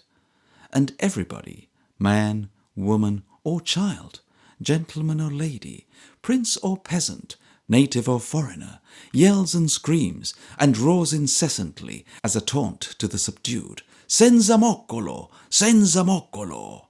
Without a light! Without a light! Until nothing is heard but a gigantic chorus of those two words, mingled with peals of laughter. The spectacle, at this time, is one of the most extraordinary that can be imagined. Carriages coming slowly by, with everybody standing on the seats or on the box, holding up their lights at arm's length for greater safety, some in paper shades, some with a bunch of undefended little tapers kindled together, some with blazing torches, some with feeble little candles, men on foot, creeping along among the wheels, watching their opportunity to make a spring at some particular light and dash it out. Other people climbing up into carriages to get hold of them by main force. Others chasing some unlucky wanderer round and round his own coach to blow out the light he has begged or stolen somewhere before he can ascend to his own company, and enable them to light their extinguished tapers. Others, with their hats off, at a carriage door, humbly beseeching some kind-hearted lady to oblige them with a light for a cigar, and when she is in the fullness of doubt whether to comply or no, blowing out the candle she has guarded so tenderly with her little hand. Other people at the windows, fishing for candles with lines and hooks, or letting down long willow wands with handkerchiefs at the end, and flapping them out dexterously when the bearer is at the height of his triumph. Others bidding their time in corners, with immense extinguishers like halberds, and suddenly coming down upon glorious torches. Others gathered round one coach and sticking to it. Others raining oranges and nosegays at an obdurate little lantern, or regularly storming a pyramid of men, holding up one man among them, who carries one feeble little wick above his head, with which he defies them all. Senza moccolo! Senza moccolo! Beautiful women standing up in coaches, pointing in derision at extinguished lights, and clapping their hands as they pass on, crying, Senza moccolo! Senza moccolo!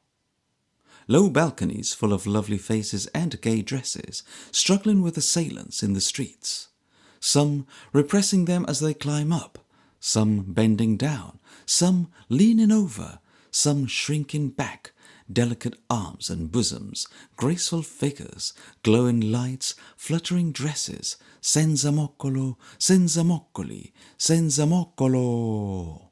When the wildest enthusiasm of the cry and fullest ecstasy of the sport, the Ave Maria rings from the church steeples, and the carnival is over in an instant, put out like a taper with a breath.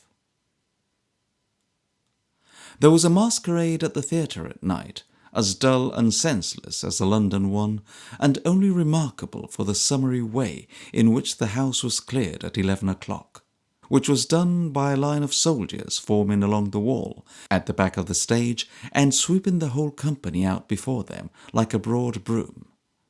The game of the moccoletti, the word in the singular moccoletto, is the diminutive of moccolo and means a little lamp or candle snuff, is supposed by some to be a ceremony of burlesque mourning for the death of the carnival, candles being indispensable to Catholic grief.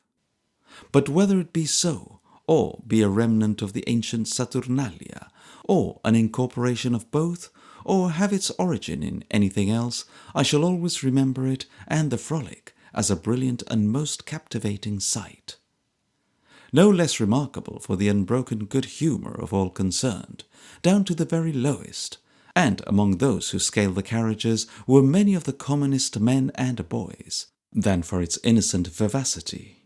For, odd as it may seem to say so, of a sport so full of thoughtlessness and personal display, it is as free from any taint of immodesty as any general mingling of the two sexes can possibly be, and there seems to prevail during its progress a feeling of general, almost childish simplicity and confidence which one thinks of with a pang, when the Ave Maria has wrung it away for a whole year. Availing ourselves of a part of the quiet interval between the termination of the carnival and the beginning of the Holy Week, when everybody had run away from the one and few people had yet begun to run back again for the other, we went conscientiously to work to see Rome. And, by dint of going out early every morning and coming back late every evening, and labouring hard all day, I believe we made acquaintance with every post and pillar in the city and the country round, and, in particular, explored so many churches that I abandoned that part of the enterprise at last before it was half finished, lest I should never, of my own accord, go to church again as long as I lived. But I managed almost every day, at one time or other, to get back to the Colosseum and out upon the open Campagna beyond the tomb of Cecilia Metella. We often encountered in these expeditions a company of English tourists with whom I had an ardent but ungratified longing to establish a speaking acquaintance.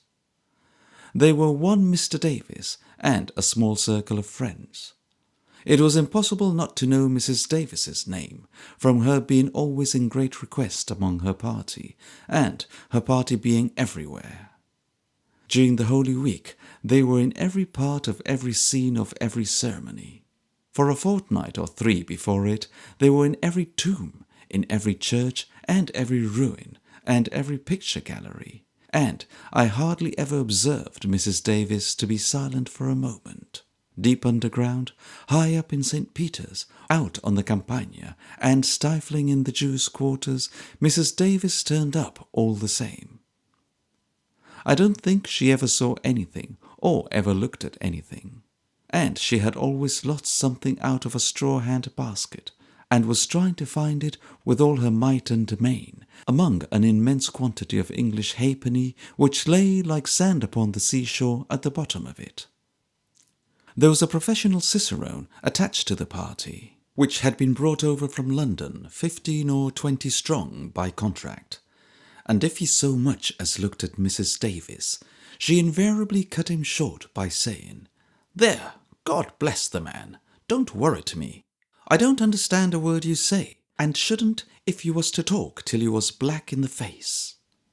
Mr. Davis always had a snuff-coloured great coat on, and carried a great green umbrella in his hand, and had a slow curiosity constantly devouring him, which prompted him to do extraordinary things, such as taking the covers off urns in tombs, and looking in at the ashes as if they were pickles, and tracing out inscriptions with the ferrule of his umbrella, and saying with intense thoughtfulness, "Here's a B, you see, and there's a R, and this is the way we go on in, is it?" His antiquarian habits occasioned his being frequently in the rear of the rest, and one of the agonies of Mrs. Davis and the party in general was an ever-present fear that Davis would be lost.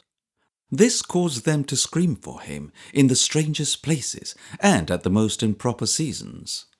And when he came, slowly emerging out of some sepulchre or other, like a peaceful ghoul, saying, "Here I am," Mrs. Davis invariably replied, "You'll be buried alive in a foreign country, Davis, and it's no use trying to prevent you." Mr. and Mrs. Davis and their party had, probably, been brought from London in about 9 or 10 days. 1800 years ago, the Roman legions under Claudius protested against being led into Mr. and Mrs. Davis's country, urging that it lay beyond the limits of the world. Among what may be called the cubs or minor lions of Rome, there was one that amused me mightily. It is always to be found there, and its den is on the great flight of steps that lead from the Piazza di Spagna to the Church of Trinità del Monte. In plainer words, these steps are the great place of resort for the artist's models, and there they are constantly waiting to be hired. The first time I went there, I could not conceive why the faces seemed familiar to me, why they appeared to have beset me for years in every possible variety of action and costume, and how it came to pass that they started up before me in Rome in the broad day like so many saddled and bridled nightmares. I soon found that we had made acquaintance and improved it for several years on the walls of various exhibition galleries. There is one old gentleman with long white hair and an immense beard who, to my knowledge, has gone half through the catalogue of the Royal Academy. This is the venerable or patriarchal model. He carries a long staff, and every knot and twist that staff I have seen faithfully delineated innumerable times. There is another man in a blue cloak, who always pretends to be asleep in the sun, when there is any, and who, I need not say, is always very wide awake, and very attentive to the disposition of his legs. This is the dolce far niente model. There is another man in a brown cloak, who leans against a wall, with his arms folded in his mantle, and looks out of the corner of his eyes, which are just visible beneath his broad slouched hat. This is the assassin model. There is another man who constantly looks over his own shoulder, and is always going away, but never does. This is the haughty or scornful model. As to domestic happiness and holy families, they should come very cheap, for there are lumps of them all up the steps, and the cream of the thing is that they are all the falsest vagabonds in the world, especially made up for the purpose, and having no counterparts in Rome or any other part of the habitable globe. My recent mention of the carnival reminds me of it being said to be a mock mourning in the ceremony with which it closes, for the gaieties and merry-makings before Lent, and this again reminds me of the real funerals and mourning processions of Rome, which, like those in most other parts of Italy, are rendered chiefly remarkable to the foreigner by the indifference with which the mere clay is universally regarded after life has left it. And this is not from the survivors having had time to dissociate the memory of the dead from their well-remembered appearance and form on earth, for the interment follows too speedily after death for that, almost always taking place within 24 hours, and sometimes within 12. At Rome there is the same arrangement of pits in a great, bleak, open, dreary space that I have already described as existing in Genoa. When I visited it at noonday, I saw a solitary coffin of plain deal, uncovered by any shroud or pall, and so slightly made that the hoof of any wandering mule would have crushed it in, carelessly tumbled down all on one side on the door of one of the pits, and there left by itself in the wind and sunshine. "How does it come to be left here?" I asked the man who showed me the place. "It was brought here half an hour ago, signore," he said. I remembered to have met the procession on its return, straggling away at a good round pace. "When will it be put in the pit?" I asked him. "When the cart comes, and it is opened tonight," he said. "How much does it cost to be brought here in this way instead of coming in the cart?" I asked him. 10 scudi, he said. About £2, 2 and sixpence English. "The other bodies, for whom nothing is paid, are taken to the church of the Santa Maria della Consolazione," he continued, "and brought here all together in the cart at night." I stood a moment looking at the coffin, which had 2 initial letters scrawled upon the top, and turned away with an expression in my face, I suppose, of not much liking its exposure in that manner. For he said, shrugging his shoulders with great vivacity, and giving a pleasant smile, "But he's dead, signore, he's dead. Why not?" Among the innumerable churches, there is one I must select for separate mention. It is the church of the Aracoeli, supposed to be built on the site of the old temple of Jupiter Feretrius, and approached on one side by a long steep flight of steps, which seems incomplete without some group of bearded soothsayers on the top. It is remarkable for the possession of a miraculous bambino, or wooden doll, representing the infant Saviour, and I first saw this miraculous bambino in legal phrase in manner following, that is to say. We had strolled into the church one afternoon, and were looking down its long vista of gloomy pillars, for all these ancient churches built upon the ruins of old temples are dark and sad, when the brave came running in, with a grin upon his face that stretched it from ear to ear, and implored us to follow him without a moment's delay, as they were going to show the bambino to a select party. We accordingly hurried off to a sort of chapel, or sacristy, hard by the chief altar, but not in the church itself, where the select party, consisting of 2 or 3 Catholic gentlemen and ladies, not Italians, were already assembled, and where one hollow-cheeked young monk was lighting up divers candles, while another was putting on some clerical robes over his coarse brown habit. The candles were on a kind of altar, and above it 2 delectable figures, such as you would see at any English fair, representing the Holy Virgin and Saint Joseph, as I suppose, bending in devotion over a wooden box or coffer which was shut. The hollow-cheeked monk number 1, having finished lighting the candles, went down on his knees in a corner before the set piece. And the monk number 2, having put on a pair of highly ornamented and gold-bespattered gloves, lifted down the coffer with great reverence and set it on the altar. Then, with many genuflections and muttering certain prayers, he opened it and let down the front and took off sundry coverings of satin and lace from the inside. The ladies had been on their knees from the commencement, and the gentleman now dropped down devoutly as he exposed to view a little wooden doll, in face very like General Tom Thumb, the American dwarf, gorgeously dressed in satin and gold lace, and actually blazing with rich jewels. There was scarcely a spot upon its little breast, or neck, or stomach, but was sparkling with the costly offerings of the faithful. Presently he lifted it out of the box, and carrying it round among the kneelers, set its face against the forehead of everyone, and tendered its clumsy foot to them to kiss, a ceremony which they all performed down to a dirty little ragamuffin of a boy who had walked in from the street. When this was done, he laid it in the box again, and the company, rising, drew near and commended the jewels in whispers. In good time he replaced the coverings, shut up the box, put it back in its place, and locked the whole concern, Holy Family and all, behind a pair of folding doors, took off his priestly vestments, and received the customary small charge, which his companion, by means of an extinguisher fastened to the end of a long stick, put out the lights one after another. The candles being all extinguished, and the money all collected, they retired, and so did the spectators. I met this same bambino in the street a short time afterwards, going, in great state, to the house of some sick person.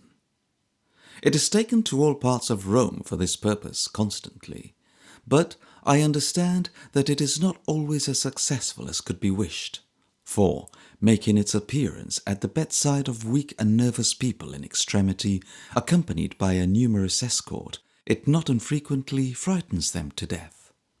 It is most popular in cases of childbirth, where it has done such wonders that, if a lady be longer than usual in getting through her difficulties, a messenger is dispatched with all speed to solicit the immediate attendance of the bambino.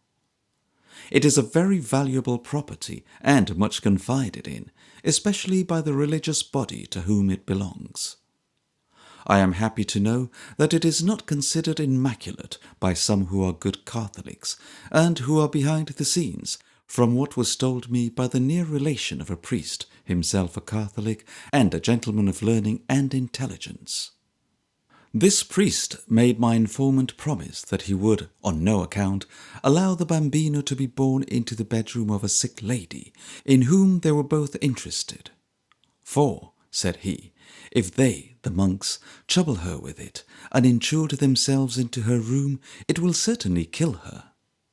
My informant accordingly looked out the window when it came, and, with many thanks, declined to open the door.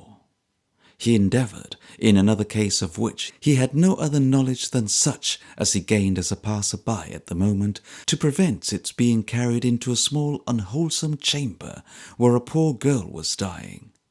But he strove against it unsuccessfully, and she expired while the crowd were pressing round her bed. Among the people who drop into St. Peter's at their leisure to kneel on the pavement and say a quiet prayer, there are certain schools and seminaries, priestly and otherwise, that come in 20 or 30 strong. These boys always kneel down in single file, one behind the other, with a tall grim master in a black gown bringing up the rear, like a pack of cards arranged to be tumbled down at a touch, with a disproportionately large knave of clubs at the end. When they have had a minute or so at the chief altar, they scramble up, and filing off to the chapel of the Madonna or the sacrament, flop down again in the same order, so that if anybody did stumble against the master, a general and sudden overthrow of the whole line must inevitably ensue. The scene in all the churches is the strangest possible. The same monotonous, heartless, drowsy chaunting, always going on. The same dark building, darker from the brightness of the street without. The same lamp dimly burning, the self-same people kneeling here and there, turned towards you from one altar or another, the same priest's back, with the same large cross embroidered on it, however different in size, in shape, in wealth, in architecture, this church is from that, it is the same thing still.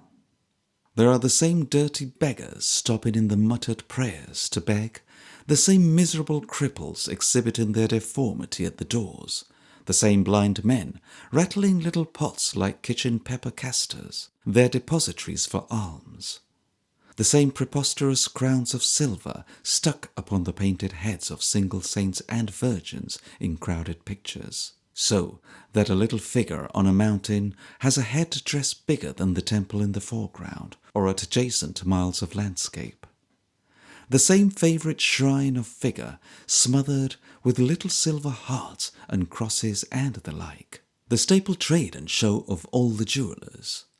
The same odd mixture of respect and indecorum, faith and phlegm, kneeling on the stones and spitting on them loudly, getting up from prayers to beg a little, or to pursue some other worldly matter, and then kneeling down again to resume the contrite supplication at the point where it was interrupted.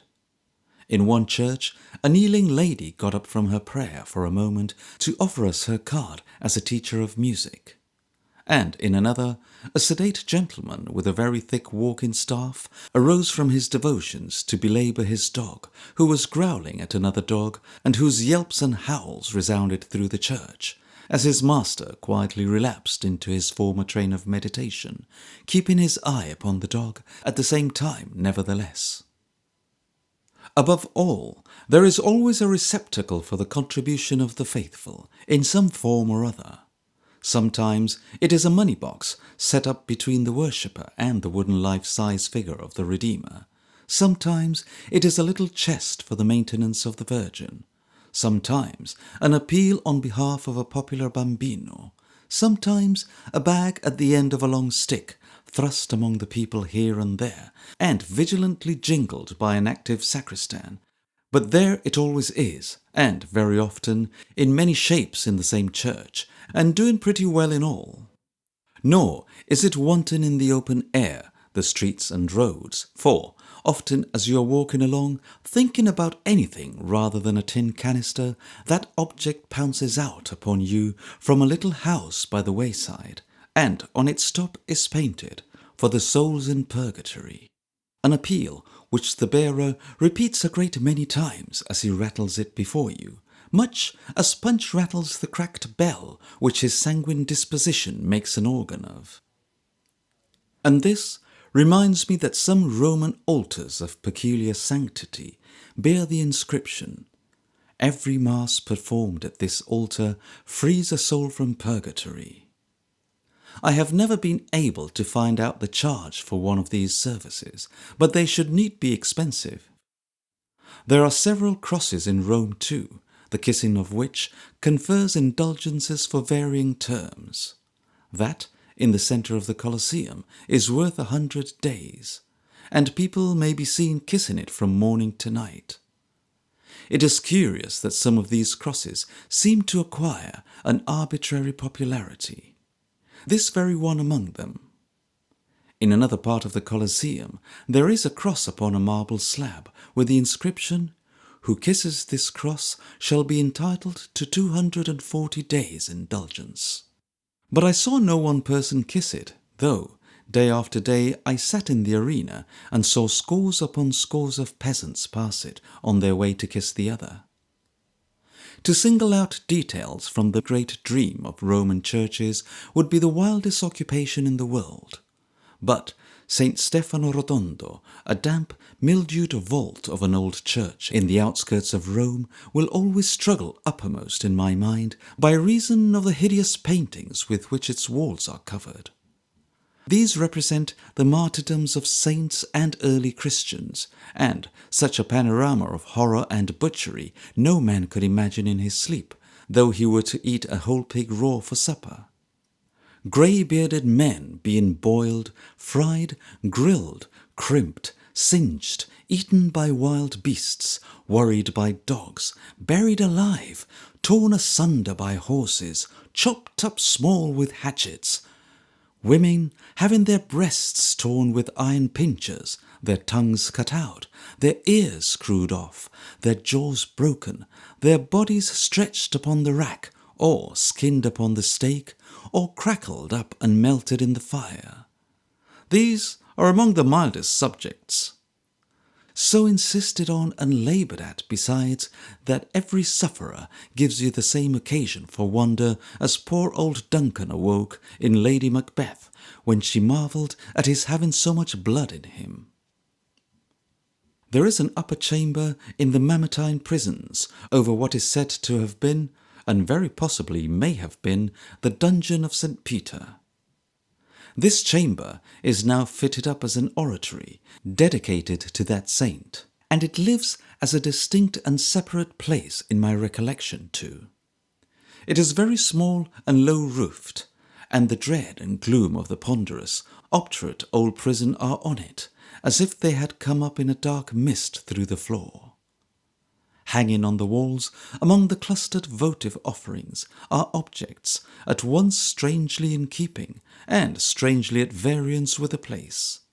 Rusty daggers, knives, pistols, clubs, diverse instruments of violence and murder, brought here fresh from use, and hung up to propitiate offended heaven, as if the blood upon them would drain off in consecrated air, and have no voice to cry with. It is all so silent and so close, and tomb-like, and the dungeons below are so black and stealthy, and stagnant and naked, that this little dark spot becomes a dream within a dream, and in the vision of great churches which come rolling past me like a sea, it is a small wave by itself that melts into no other wave, and does not flow on with the rest. It is an awful thing to think of the enormous caverns that are entered from some Roman churches and undermine the city. Many churches have crypts and subterranean chapels of great size, which, in ancient time, were baths and secret chambers of temples and what not, but I do not speak of them. Beneath the church of San Giovanni and San Paolo there are the jaws of a terrific range of caverns, hewn out of the rock, and said to have another outlet underneath the Colosseum. Tremendous darknesses of vast extent, half buried in the earth and unexplorable, where the dull torches, flashed by the attendants, glimmer down long range of distant vaults bracing to the right and left, like streets in a city of the dead, and show the cold damp stealing down the walls, drip, drop, to join the pools of water that lie here and there, and never saw, or never will see, one ray of the sun. Some accounts make these the prisons of the wild beasts destined for the amphitheatre, some of the prisons of the condemned gladiators, some both.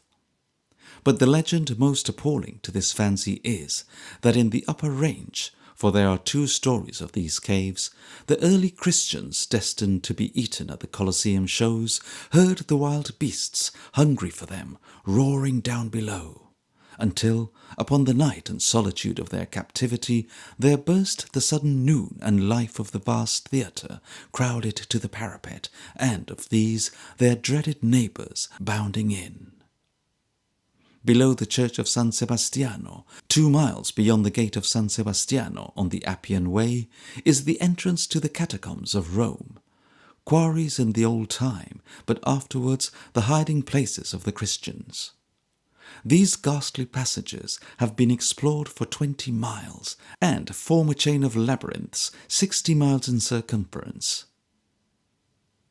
A gaunt Franciscan friar with a wild bright eye was our only guide down into this profound and dreadful place. The narrow ways and openings hither and thither, coupled with the dead and heavy air, soon blotted out in all of us any recollection of the track by which we had come. And I could not help thinking, good heaven, if in a sudden fit of madness he should dash the torches out, or if he should be seized with a fit, what would become of us?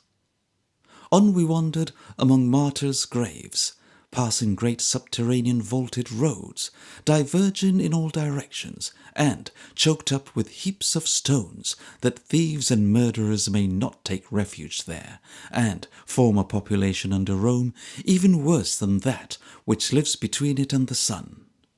Graves, graves, graves, graves of men, of women, of their little children, who ran crying to their persecutors, "We are Christians, we are Christians," that they might be murdered with their parents. Graves with the palms of martyrdom roughly cut into their stone boundaries, and little niches, made to hold a vessel of the martyr's blood. Graves of some who lived down here for years together, ministering to the rest, and preaching truth and hope and comfort from the rude altars that bear witness to their fortitude at this hour. More roomy graves, but far more terrible, where hundreds, being surprised, were hemmed in and walled up, buried before death, and killed by slow starvation. The triumphs of the faith are not above ground in our splendid churches, said the friar, looking round upon us as we stopped to rest in one of the low passages, with bones and dust surrounding us on every side. They are here, among the martyrs' graves. He was a gentle, earnest man, and said it from his heart.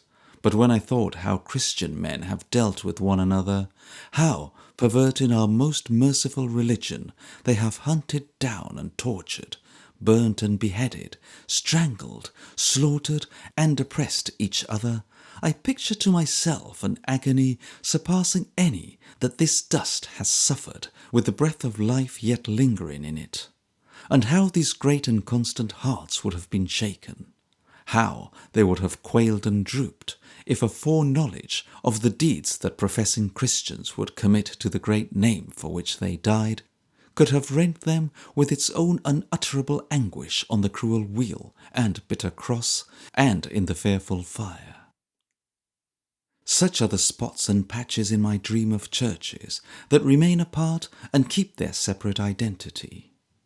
I have a fainter recollection sometimes of the relics, of the fragments of the pillar of the temple that was rent in twine, of the portion of the table that was spread for the Last Supper, of the well at which the woman of Samaria gave water to our Saviour, of the 2 columns from the house of Pontius Pilate, of the stone to which the sacred hands were bound when the scourging was performed, of the grid iron of St. Lawrence, and the stone below it, marked with the frying of his fat and blood.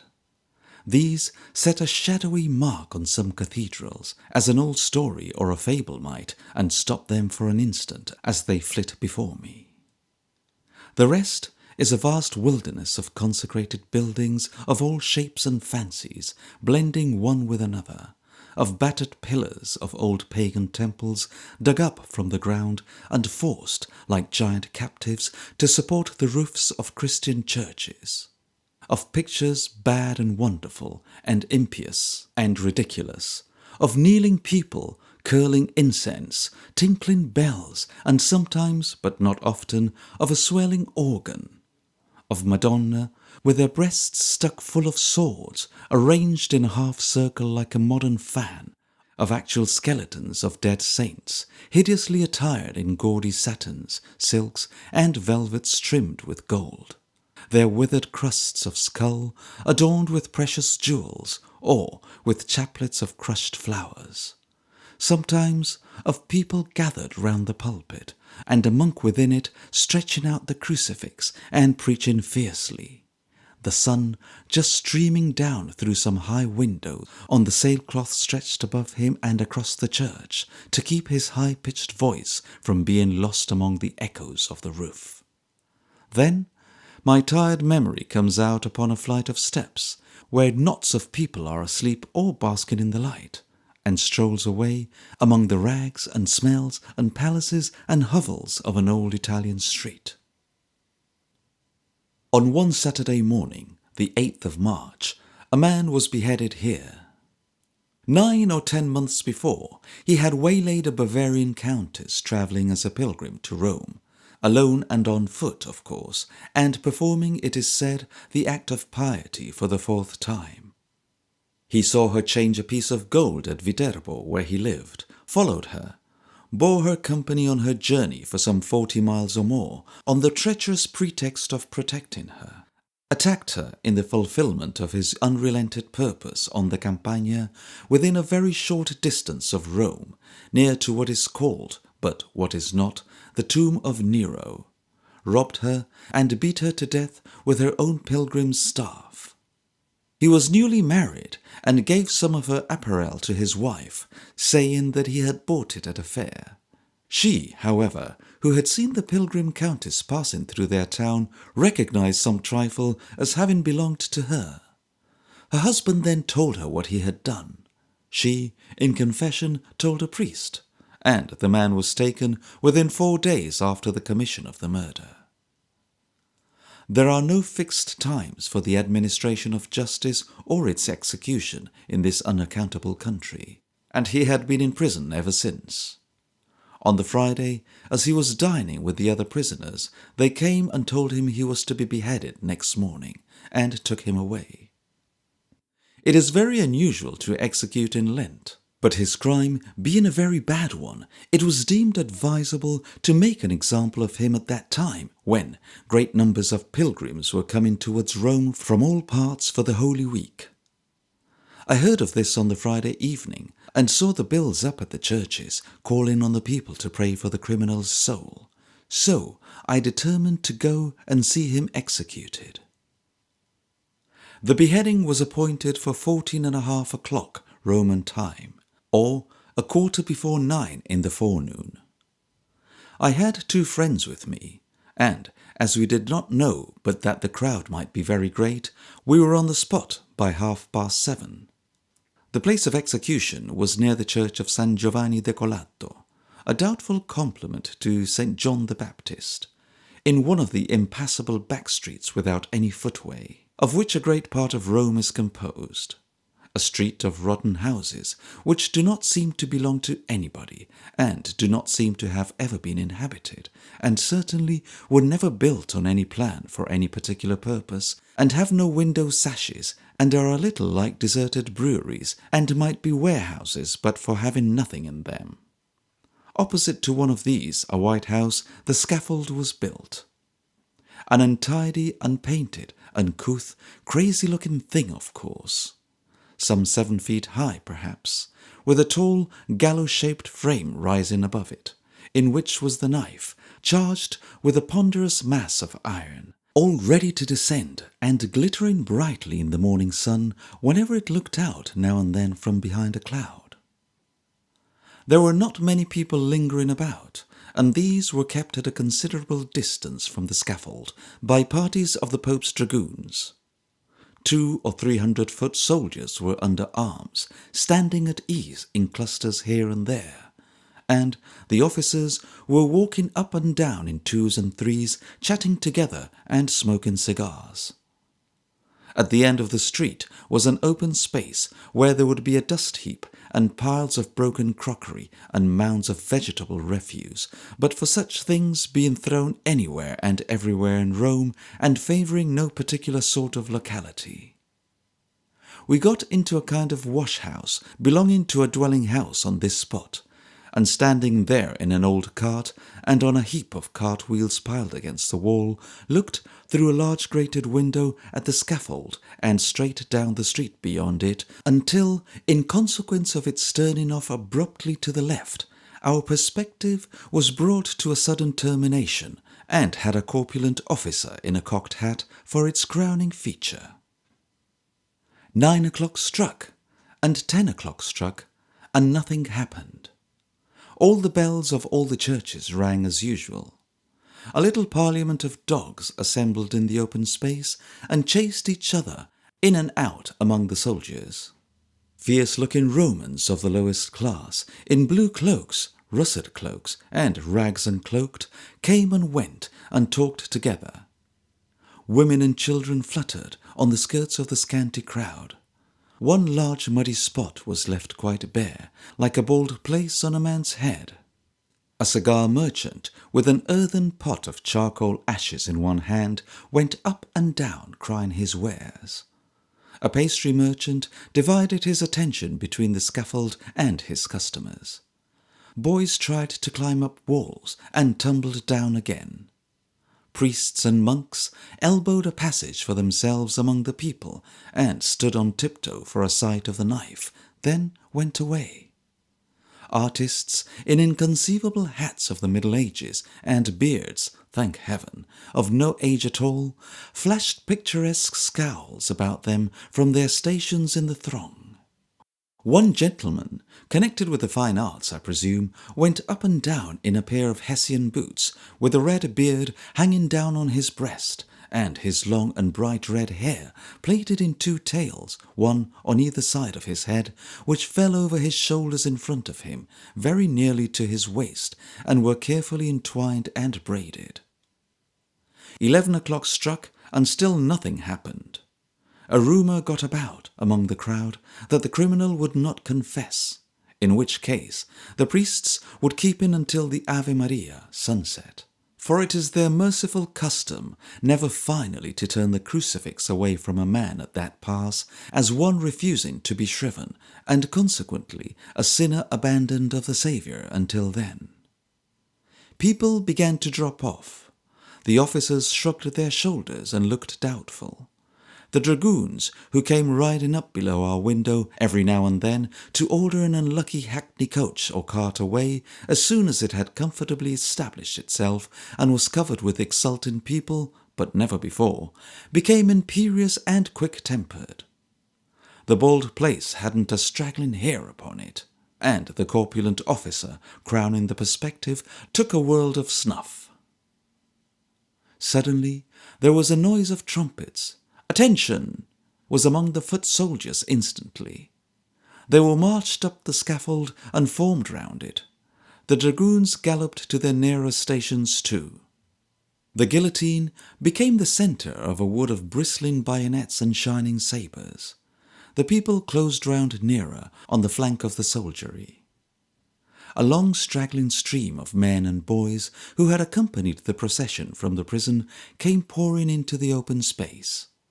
The bald spot was scarcely distinguishable from the rest. The cigar and pastry merchants resigned all thoughts of business for the moment, and, abandoning themselves wholly to pleasure, got good situations in the crowd.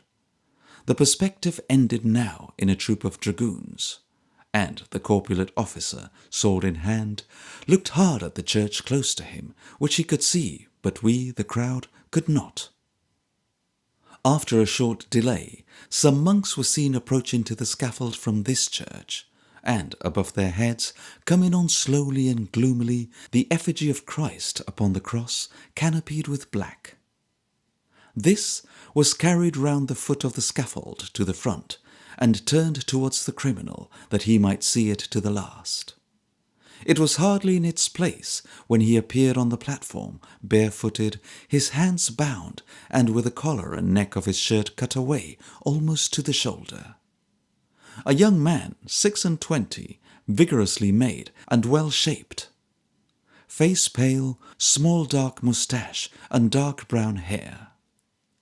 He had refused to confess, it seemed, without first having his wife brought to see him, and they had sent an escort for her, which had occasioned the delay.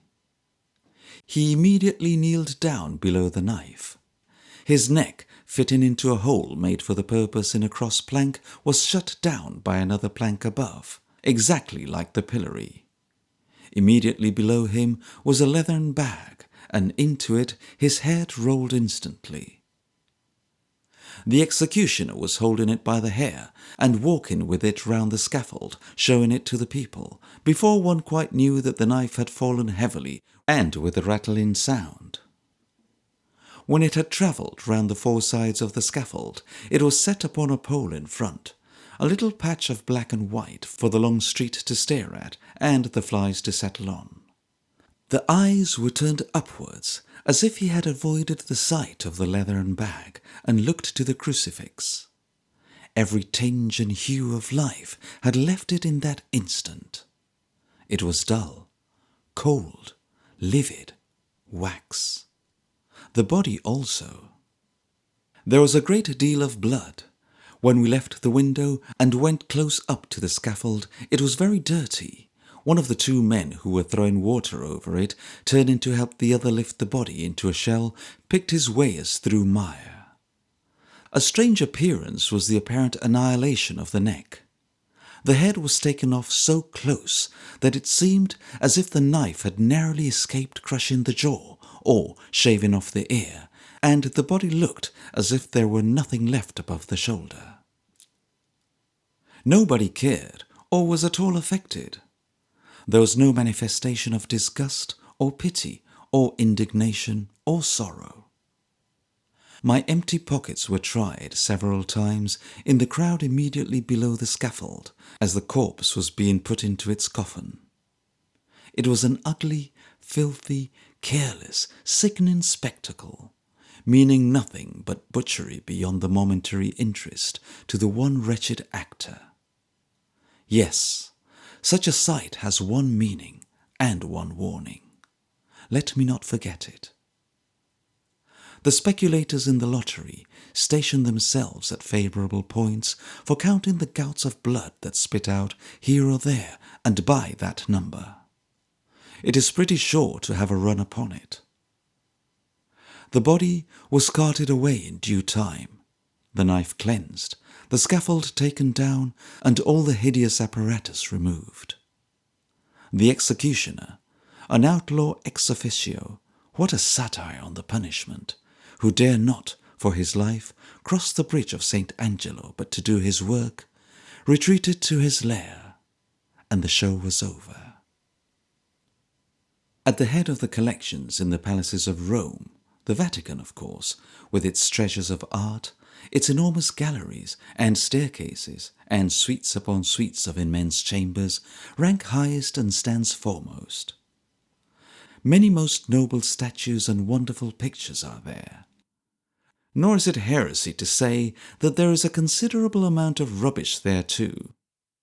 When any old piece of sculpture, dug out of the ground, find a place in a gallery because it is old and without any reference to its intrinsic merits, and finds admirers by the hundreds because it is there and for no other reason on earth, there will be no lack of objects very indifferent in the plain eyesight of any one who employs so vulgar a property, when he may wear the spectacles of Kant for less than nothing, and establish himself as a man of taste for the mere trouble of putting them on.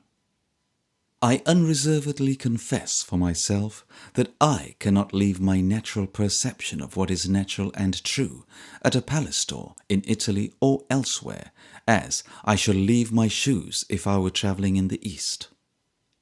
I cannot forget that there are certain expressions of face natural to certain passions, and as unchangeable in their nature as the gait of a lion or the flight of an eagle. I cannot dismiss from my certain knowledge such commonplace facts as the ordinary proportion of men's arms and legs and heads, and when I meet with performances that do violence to these experiences and recollections, no matter where they may be, I cannot honestly admire them, and think it best to say so, in spite of high critical advice that we should sometimes feign an admiration, though we have it not. Therefore, I freely acknowledge that when I see a jolly young waterman representing a cherubim, or a Barclay and Perkins drayman depicted as an evangelist, I see nothing to commend or admire in the performance, however great its reputed painter. Neither am I partial to libellous angels who play on fiddles and bassoons for the edification of sprawling monks apparently in liquor, nor to those Monsieur Tonsons of galleries, St. Francis and St. Sebastian, both of whom, I submit, should have very uncommon and rare merits as works of art to justify their compound multiplication by Italian painters. It seems to me, too, that the indiscriminate and determined raptures in which some critics indulge is incompatible with the true appreciation of the really great and transcendent works.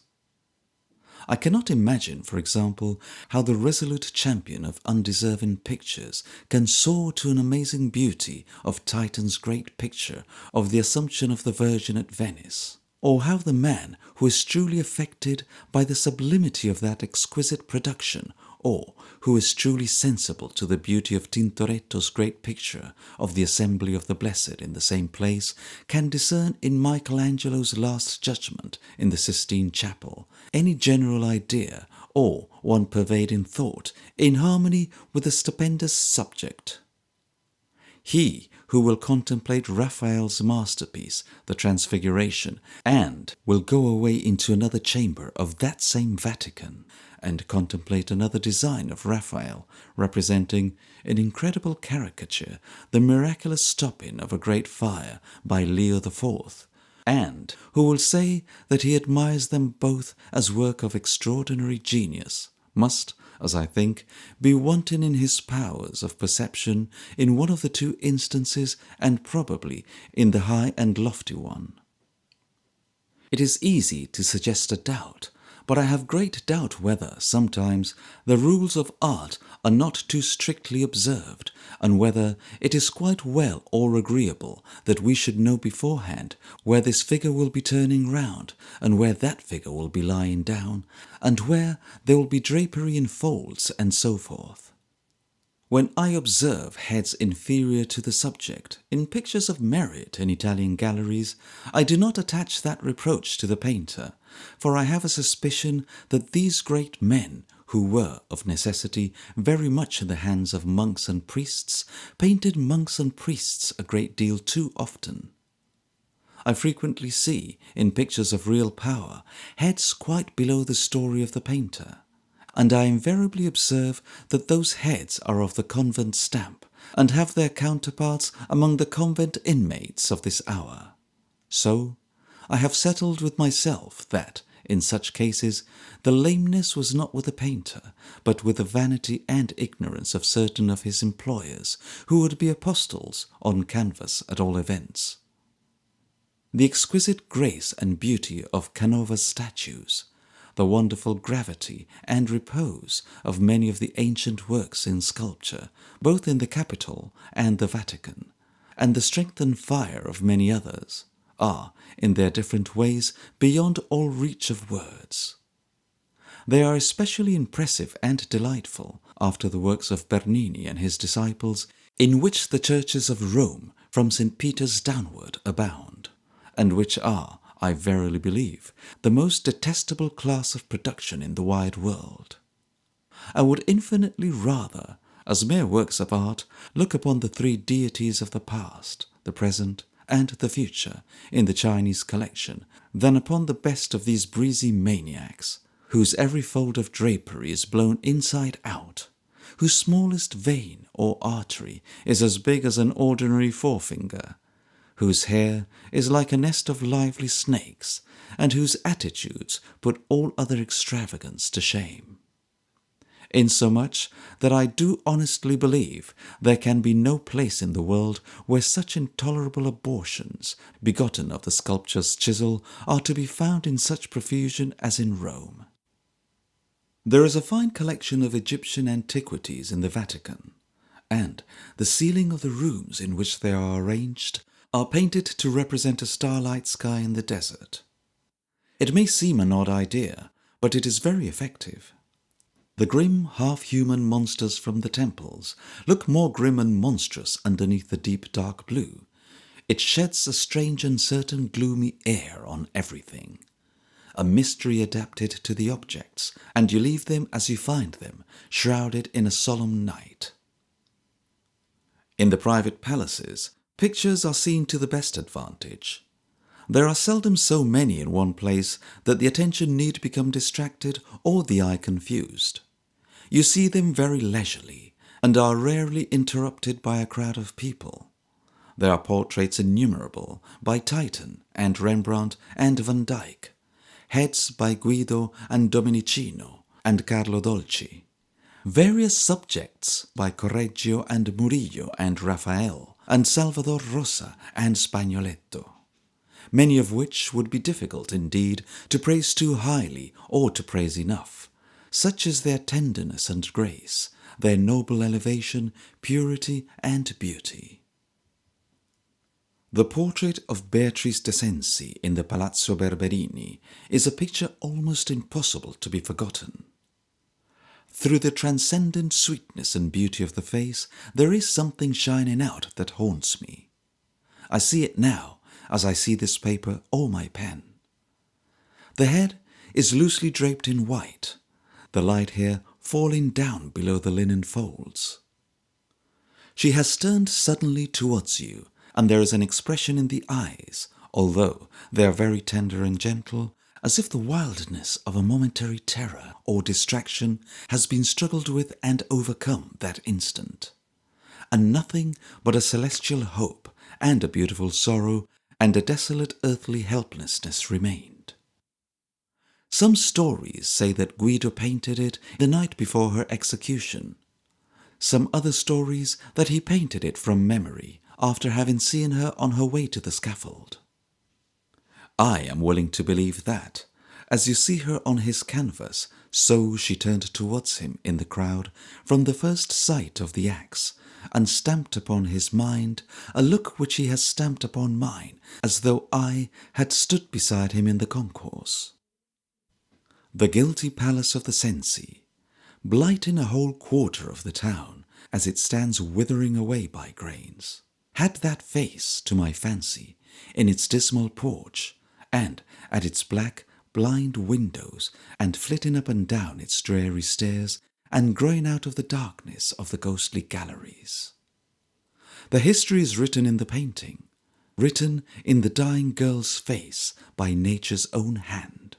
And oh, how in that one touch she puts to flight, instead of making kin, the puny world that claims to be related to her, in right of poor conventional forgeries.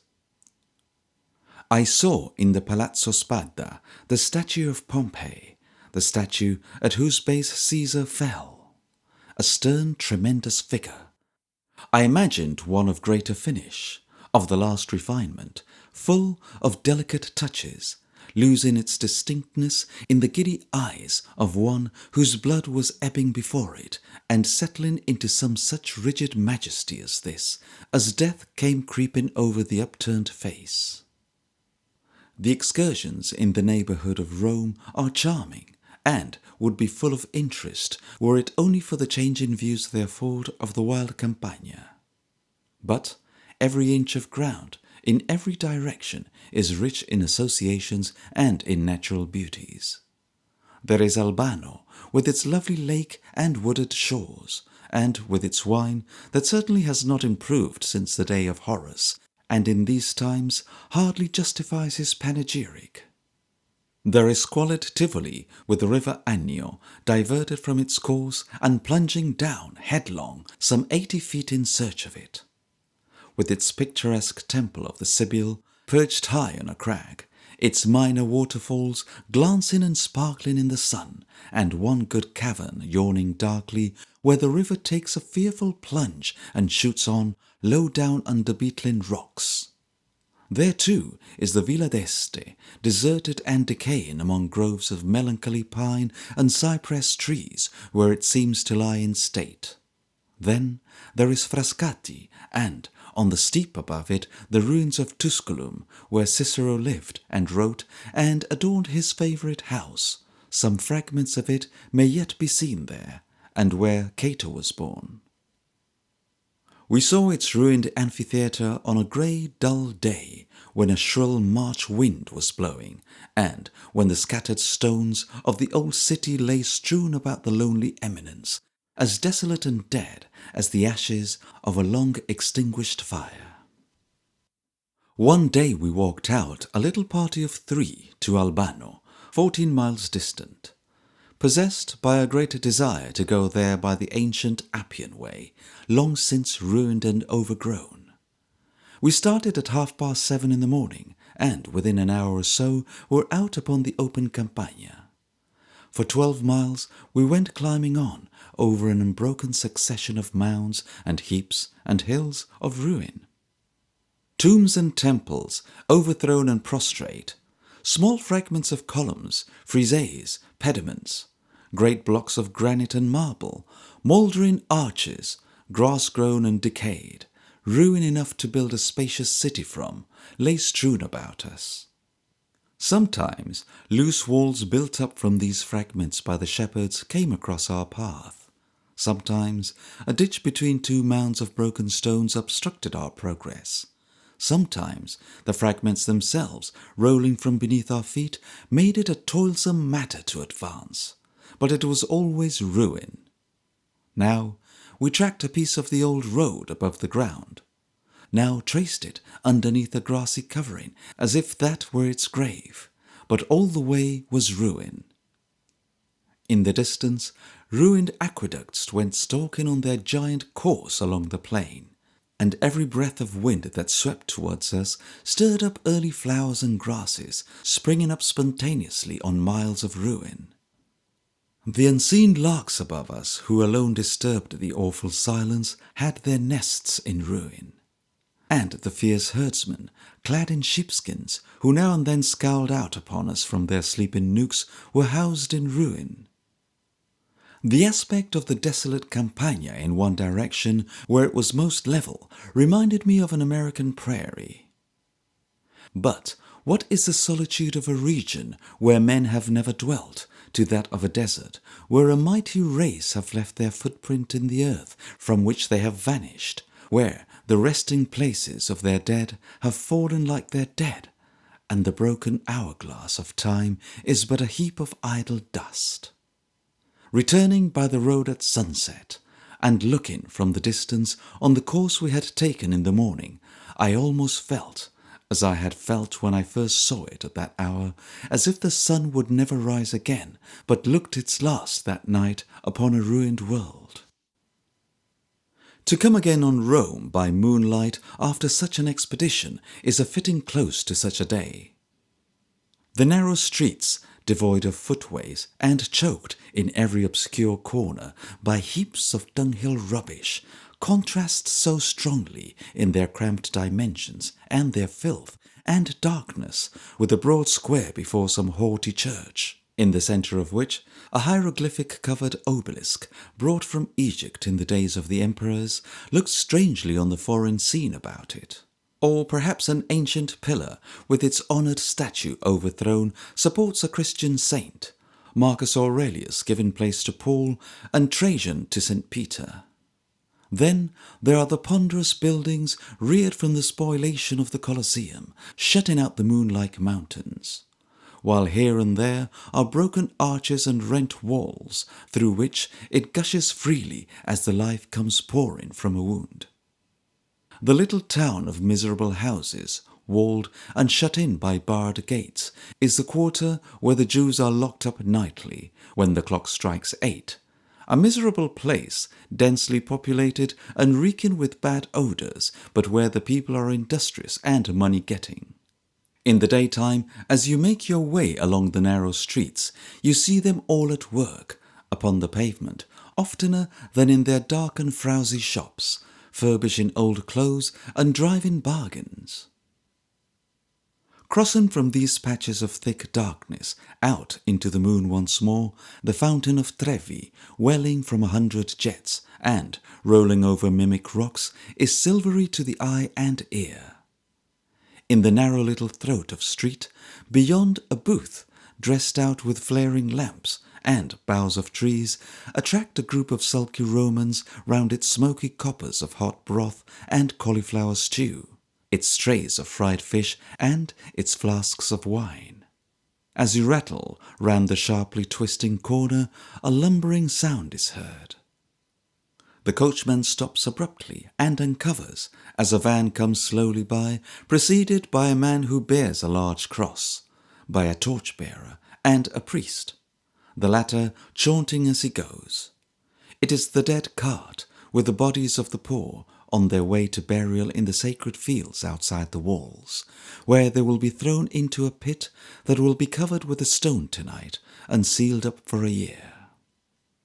But whether, in this ride, you pass by obelisks or columns, ancient temples, theatres, houses, porticos or forums, it is strange to see how every fragment, whenever it is possible, has been blended into some modern structure and made to serve some modern purpose, a wall, a dwelling place, a granary, a stable, some use for which it never was designed, and associated with which it cannot otherwise than lamely assort. It is strange still to see how many ruins of the old mythology, how many fragments of obsolete legend and observance have been incorporated into the worship of Christian altars here, and how, in numberless respects, the false faith and the true are fused into a monstrous union. From one part of the city, looking out beyond the walls, a squat unstunted pyramid, the burial place of Caius Cestius, makes an opaque triangle in the moonlight.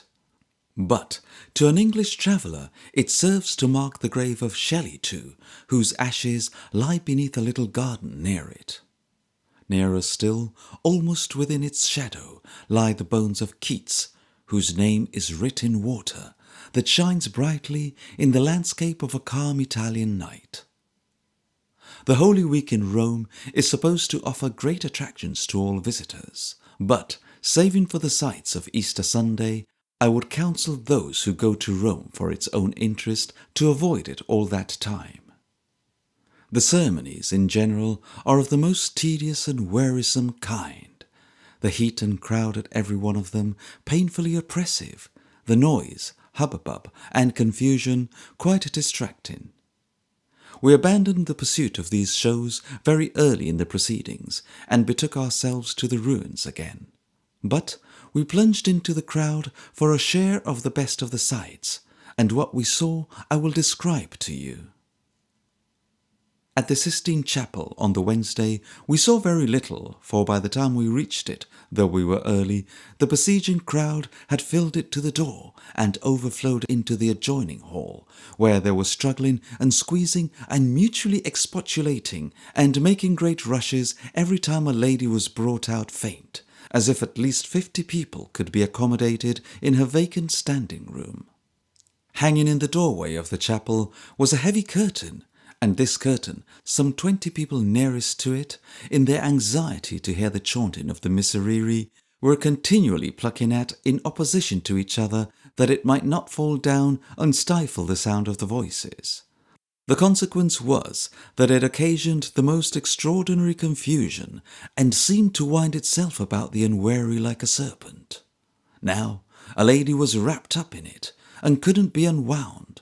Now the voice of a stifling gentleman was heard inside it, beseeching to be let out.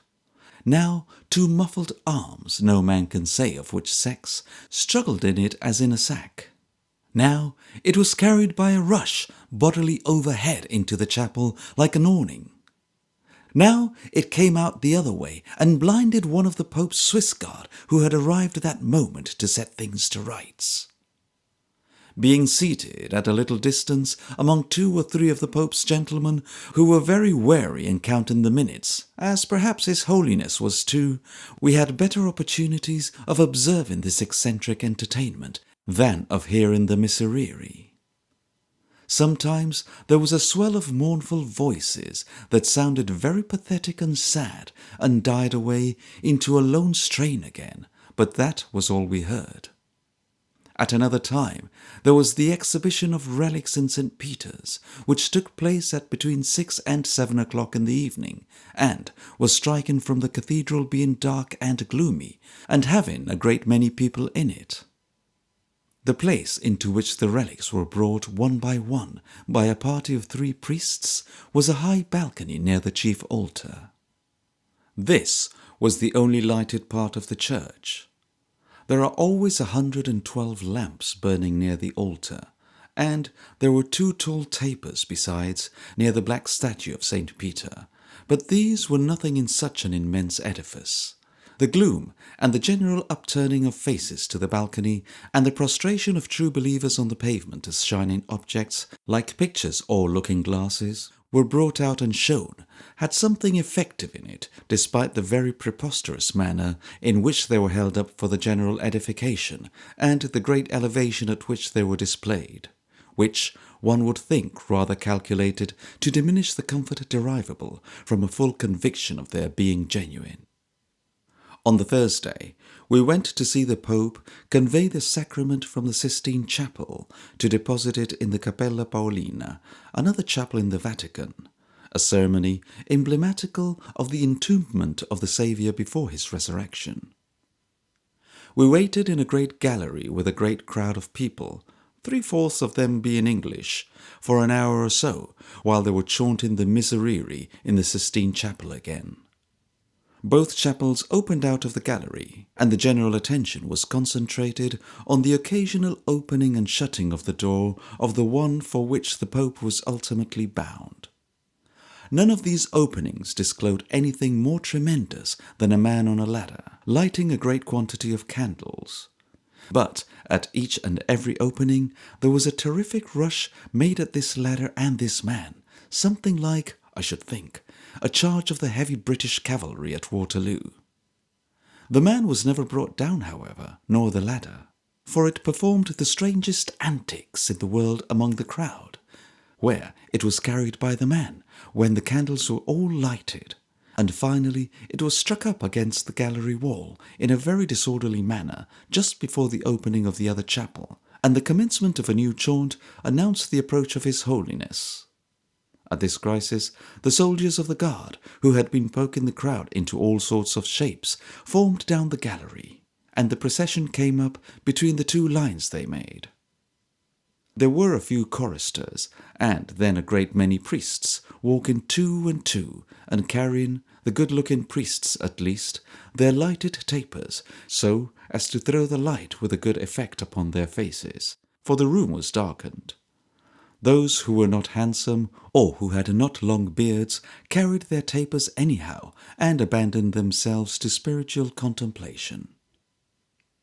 Meanwhile, the chaunting was very monotonous and dreary. The procession passed on, slowly, into the chapel, and the drone of voices went on, and came on without it until the Pope himself appeared, walking under a white satin canopy, and bearing the covered sacrament in both hands. Cardinals and canons clustered round him, making a brilliant show. The soldiers of the guard knelt down as he passed, all the bystanders bowed, and so he passed on into the chapel, the white satin canopy being removed from over him at the door, and a white satin parasol hoisted over his poor old head in place of it. A few more couples brought up the rear, and passed into the chapel also. Then the chapel door was shut, and it was all over, and everybody hurried off headlong, as for life or death, to see something else, and say it wasn't worth the trouble. I think the most popular and most crowded sight, except in those of Easter Sunday and Monday, which are open to all classes of people, was the Pope washing the feet of the 13 men, representing the 12 apostles and Judas Iscariot. The place in which the pious office is performed is one of the chapels of St. Peter's, which is gaily decorated for the occasion. The 13 sitting, all of a row, on a very high bench, and looking particularly uncomfortable, with the eyes of heaven knows how many English, French, American, Swiss, Germans, Russians, Swedes, Norwegians, and other foreigners nailed to their faces all the time. They are robed in white, and on their heads they wear a stiff white cap, like a large English porter-pot without a handle. Each carries in his hand a nosegay of the size of a fine cauliflower, and 2 of them, on this occasion, wore spectacles, which, remembering the characters they sustained, I thought a droll appendage to the costume. There was a great eye to character. St. John was represented by a good-looking young man, St. Peter by a grave-looking old gentleman with a flowing brown beard, and Judas Iscariot by such an enormous hypocrite.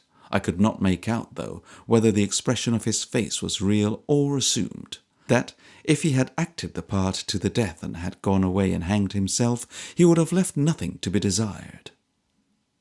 As the two large boxes, appropriated to ladies at this sight, were full to the throat, and getting near was hopeless, we posted off, along with the great crowd, to be in time at the table where the Pope, in person, waits on these 13, and after a prodigious struggle at the Vatican staircase and several personal conflicts with the Swiss guard, the whole crowd swept into the room. It was a long gallery hung with drapery of white and red, with another great box for ladies, who are obliged to dress in black at these ceremonies, and to wear black veils, a royal box for the King of Naples and his party, and the table itself, which, set out like a ball supper, and ornamented with golden figures of the real apostles, was arranged on an elevated platform on one side of the gallery. The counterfeit apostles' knives and forks were laid out on that side of the table which was nearest to the wall, so that they might be stared at again without let or hindrance. The body of the room was full of male strangers, the crowd immense, the heat very great, and the pressure sometimes frightful. It was at its height when the stream came pouring in from the feet-washing, and then there were such shrieks and outcries that a party of Piedemontese dragoons went to the rescue of the Swiss guard and helped them to calm the tumult. The ladies were particularly ferocious in their struggle for places. One lady of my acquaintance was seized round the waist in the ladies' box by a strong matron and hoisted out of her place. And there was another lady in a black row in the same box who improved her position by sticking a large pin into the ladies before her. The gentlemen about me were remarkably anxious to see what was on the table, and one Englishman seemed to have embarked on the whole energy of his nature in the determination to discover whether there was any mustard. "By Jupiter, there's vinegar," I heard him say to his friend, after he had stood on tiptoe an immense time, and had been crushed and beaten on all sides. "And there's oil. I saw them distinctly, in cruets. Can any gentleman in front there see mustard on the table? Sir, will you oblige me? Do you see a mustard pot?" The apostles and Judas, appearing on the platform after much expectation, were marshalled in line in front of the table, with Peter at the top, and a good long stare was taken at them by the company, while 12 of them took a long smell at their nosegays, and Judas, moving his lips very obtrusively, engaged in inward prayer. Then the Pope, clad in scarlet robe, and wearing on his head a skull-cap of white satin, appeared in the midst of a crowd of cardinals and other dignitaries, and took in his hand a little golden ewer, from which he poured a little water over one of Peter's hands, while one attendant held a golden basin, a second a fine cloth, a third Peter's nosegay, which was taken from him during the operation. This His Holiness performed with considerable expedition on every man in the line, Judas, I observed, to be particularly overcome by his condescension. And then the whole 13 sat down to dinner, grace said by the Pope, Peter in the chair. There was white wine and red wine, and the dinner looked very good. The courses appeared in portions, one for each apostle, and these, being presented to the Pope by cardinals upon their knees, were by him handed to the 13. The manner in which Judas grew more white-livered over his victuals, and languished with his head on one side, as if he had no appetite, defies all description. Peter was a good, sound old man, and went in, as the saying is, to win, eating everything that was given him. He got the best, being first in the row, and saying nothing to anybody. The dishes appeared to be chiefly composed of fish and vegetables. The Pope helped the 13 to wine also, and, during the whole dinner, somebody read something aloud out of a large book, the Bible, I presume, which nobody could hear, and to which nobody paid the least attention. The cardinals and other attendants smiled to each other from time to time, as if the thing were a great farce, and if they thought so, there is little doubt they were perfectly right. His Holiness did what he had to do, as a sensible man gets through a troublesome ceremony, and seemed very glad when it was all over. The pilgrims' supper, where lords and ladies waited on the pilgrims, in token of humility, and dried their feet when they had been well washed by deputy, were very attractive. But, of all the many spectacles of dangerous reliance on outward observance, in themselves mere empty forms, none struck me half so much as the Scala Santa, or Holy Staircase, which I saw several times, but to the greatest advantage or disadvantage on Good Friday.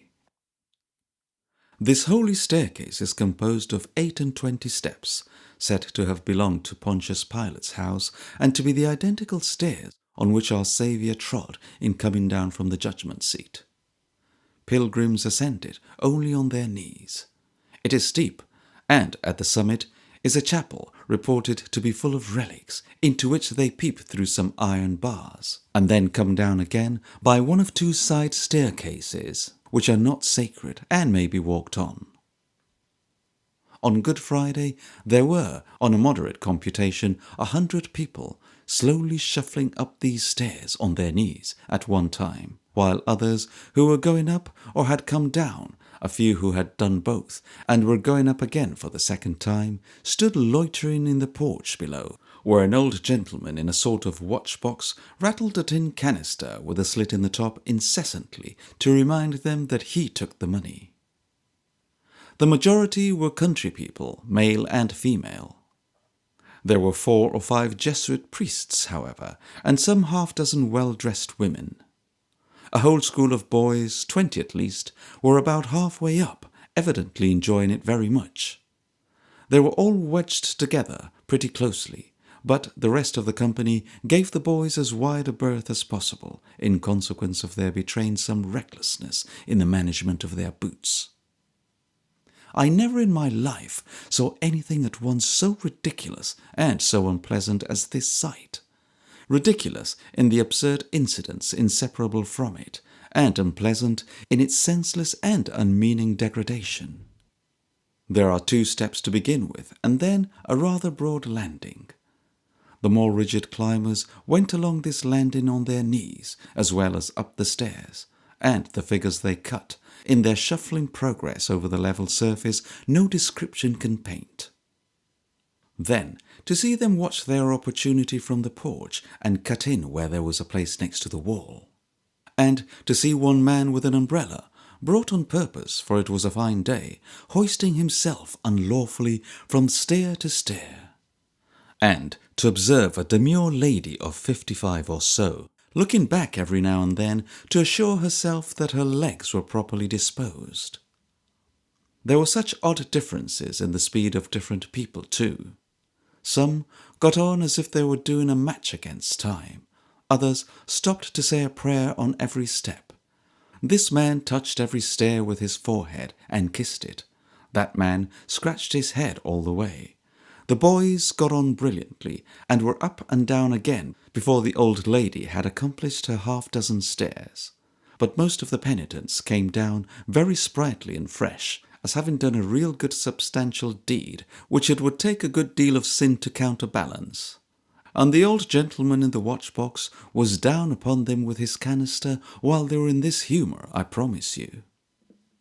As if such a progress were not in its nature inevitably droll enough, there lay, on the top of the stairs, a wooden figure on a crucifix, resting on a sort of great iron saucer, so rickety and unsteady that whenever an enthusiastic person kissed the figure with more than usual devotion, or threw a coin into the saucer with more than common readiness, for it served in this respect as a second or supplementary canister, it gave a great leap and rattle, horribly frightening the people further down, and throwing the guilty party into unspeakable embarrassment. On Easter Sunday, as well as on the preceding Thursday, the Pope bestows his benediction on the people from the balcony in front of St. Peter's. This Easter Sunday was a day so bright and blue, so cloudless, balmy, wonderfully bright, that all the previous bad weather vanished from the recollection in a moment. I had seen the Thursday's benediction dropping damply on some hundreds of umbrellas, but there was not a sparkle then in all the 100 fountains of Rome, such fountains as they are. And on this Sunday morning there were running diamonds.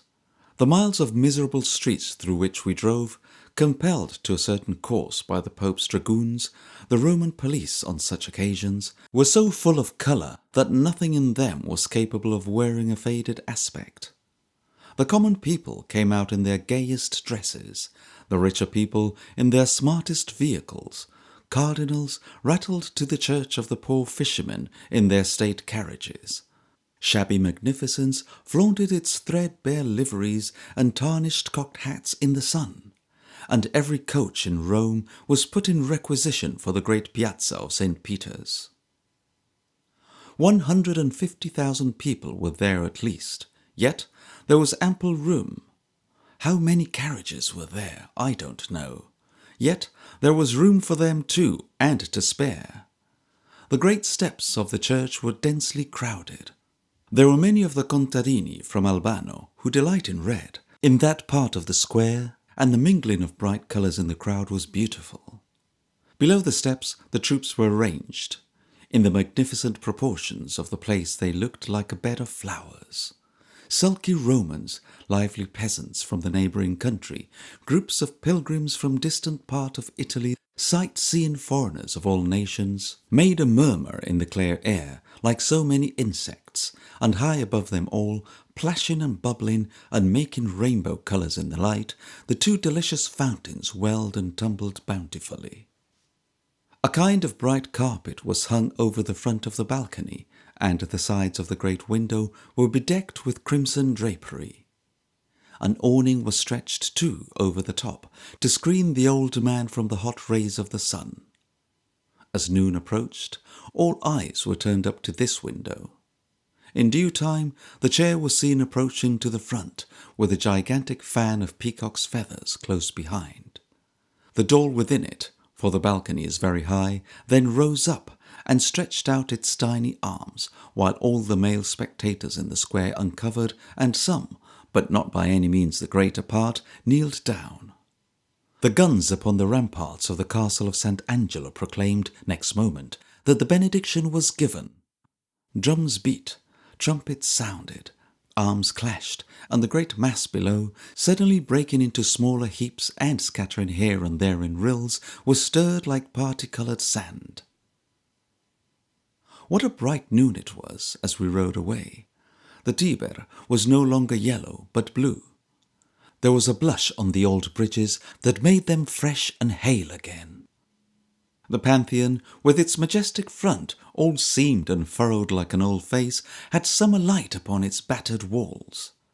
Every squalid and desolate hut in the eternal city, bear witness every grim old palace to the filth and misery of the plebeian neighbour that elbows it as certain as time has laid its grip on his patrician head, was fresh and new with some ray of the sun.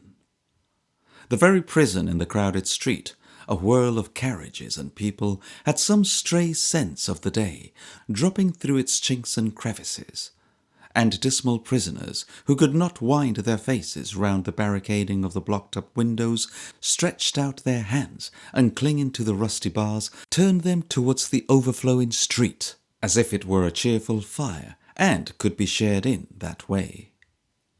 But when the night came on, without a cloud to dim the full moon, what a sight it was to see the great square full once more, and the whole church, from the cross to the ground, lighted with innumerable lanterns, tracing out the architecture, and winking and shining all round the colonnade of the piazza. And what a sense of exultation, joy, delight it was, when the great bell struck 7:30 on the instant, to behold one bright red mass of fire soar gallantly from the top of the cupola to the extremest summit of the cross, and the moment it leaped into its place to become the signal of a bursting out of countless lights, as great and red and blazing as itself, from every part of the gigantic church, so that every cornice, capital and smallest ornament of the stone expressed itself in fire, and the black, solid groundwork of the enormous dome seemed to grow transparent as an eggshell. A train of gunpowder, an electric chain, nothing could be fired more suddenly and swiftly than this second illumination. And when we had got away and gone upon a distant height and looked towards it 2 hours afterwards, there it still stood, shining and glittering in the calm night like a jewel. Not a line of its proportions wanting, not an angle blunted, not an atom of its radiance lost. The next night, Easter Monday, there was a great display of fireworks from the castle of Sant'Angelo. We hired a room in an opposite house and made our way to our place in good time through a dense mob of people choking up the square in front and all the avenues leading to it, and so loading the bridge by which the castle is approached that it seemed ready to sink into the rapid Tiber below. There are statues on this bridge, execrable works, and among them great vessels full of burning tow were placed, glaring strangely on the faces of the crowd, and not less strangely on the stone counterfeits above them. The show began with tremendous discharge of cannon, and then, for 20 minutes or half an hour, the whole castle was one incessant sheet of fire, labyrinth of blazing wheels of every colour, size, and speed, while rockets streamed into the sky, not by ones or twos or scores, but hundreds at a time. The concluding burst, the girandola, was like the blowing up into the air of the whole massive castle without smoke or dust. In half an hour afterwards, the immense concourse had dispersed. The moon was looking calmly down upon her wrinkled image in the river, and half a dozen men and boys, with bits of lighted candle in their hands, moving here and there in search of anything worth having that might have been dropped in the press, had the whole scene to themselves. By way of contrast, we rode out into old ruined Rome, after all this firing and booming, to take our leave of the Colosseum. I had seen it by moonlight before. I could never get through a day without going back to it, but its tremendous solitude from that night is past all telling. The ghostly pillars in the forum, the triumphal arches of old emperors, those enormous masses of ruin which were once their palaces, the grass-grown mounds that mark the graves of ruined temples, the stones of the Via Sacra, smooth with the treads of feet in ancient Rome, even these were dimmed in their transcendent melancholy by the dark ghost of its bloody holidays, erect and grim, haunting the old scene, despoiled by pillaging popes and fighting princes, but not laid. Wringing wild hands of weed and grass and bramble, and lamenting to the night in every gap and broken arch, the shadow of its awful self immovable. As we lay down on the grass of the Campagna next day, on our way to Florence, hearing the larks sing, we saw that a little wooden cross had been erected on the spot where the poor pilgrim countess was murdered.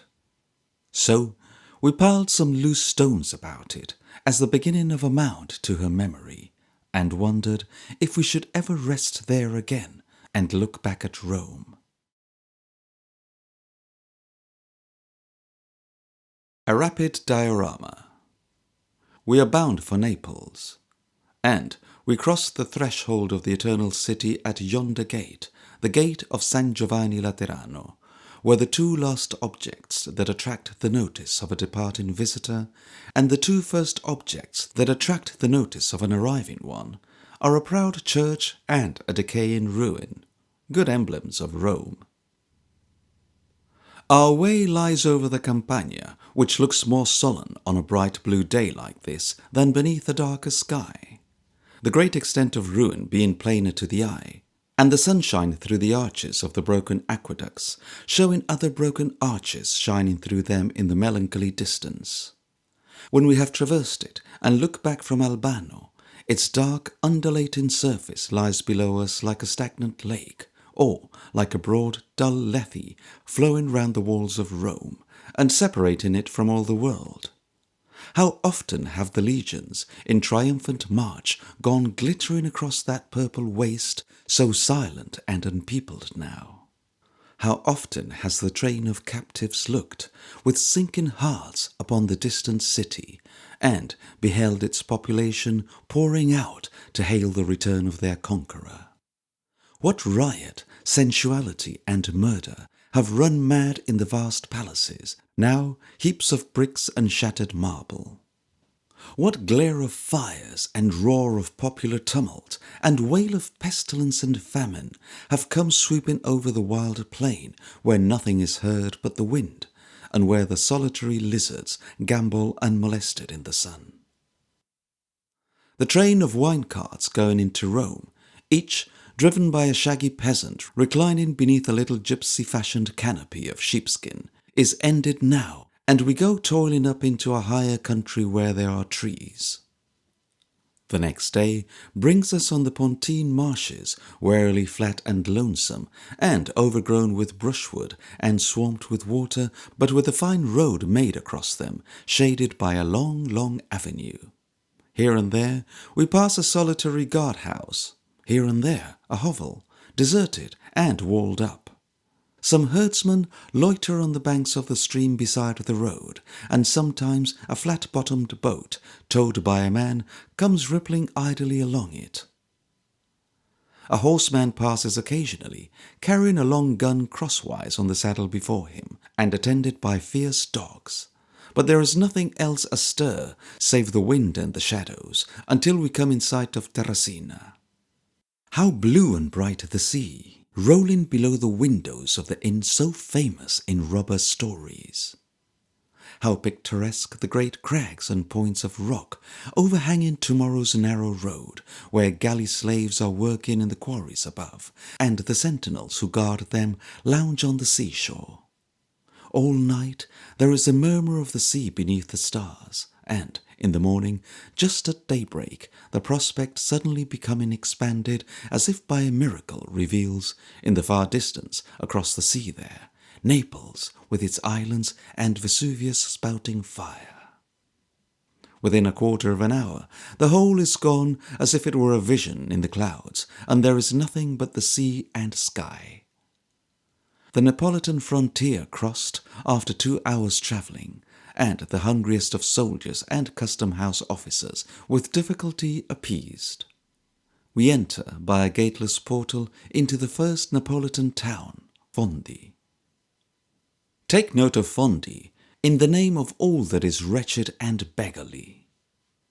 A filthy channel of mud and refuse meander down the centre of the miserable streets, fed by obscene rivulets that trickle from the abject houses.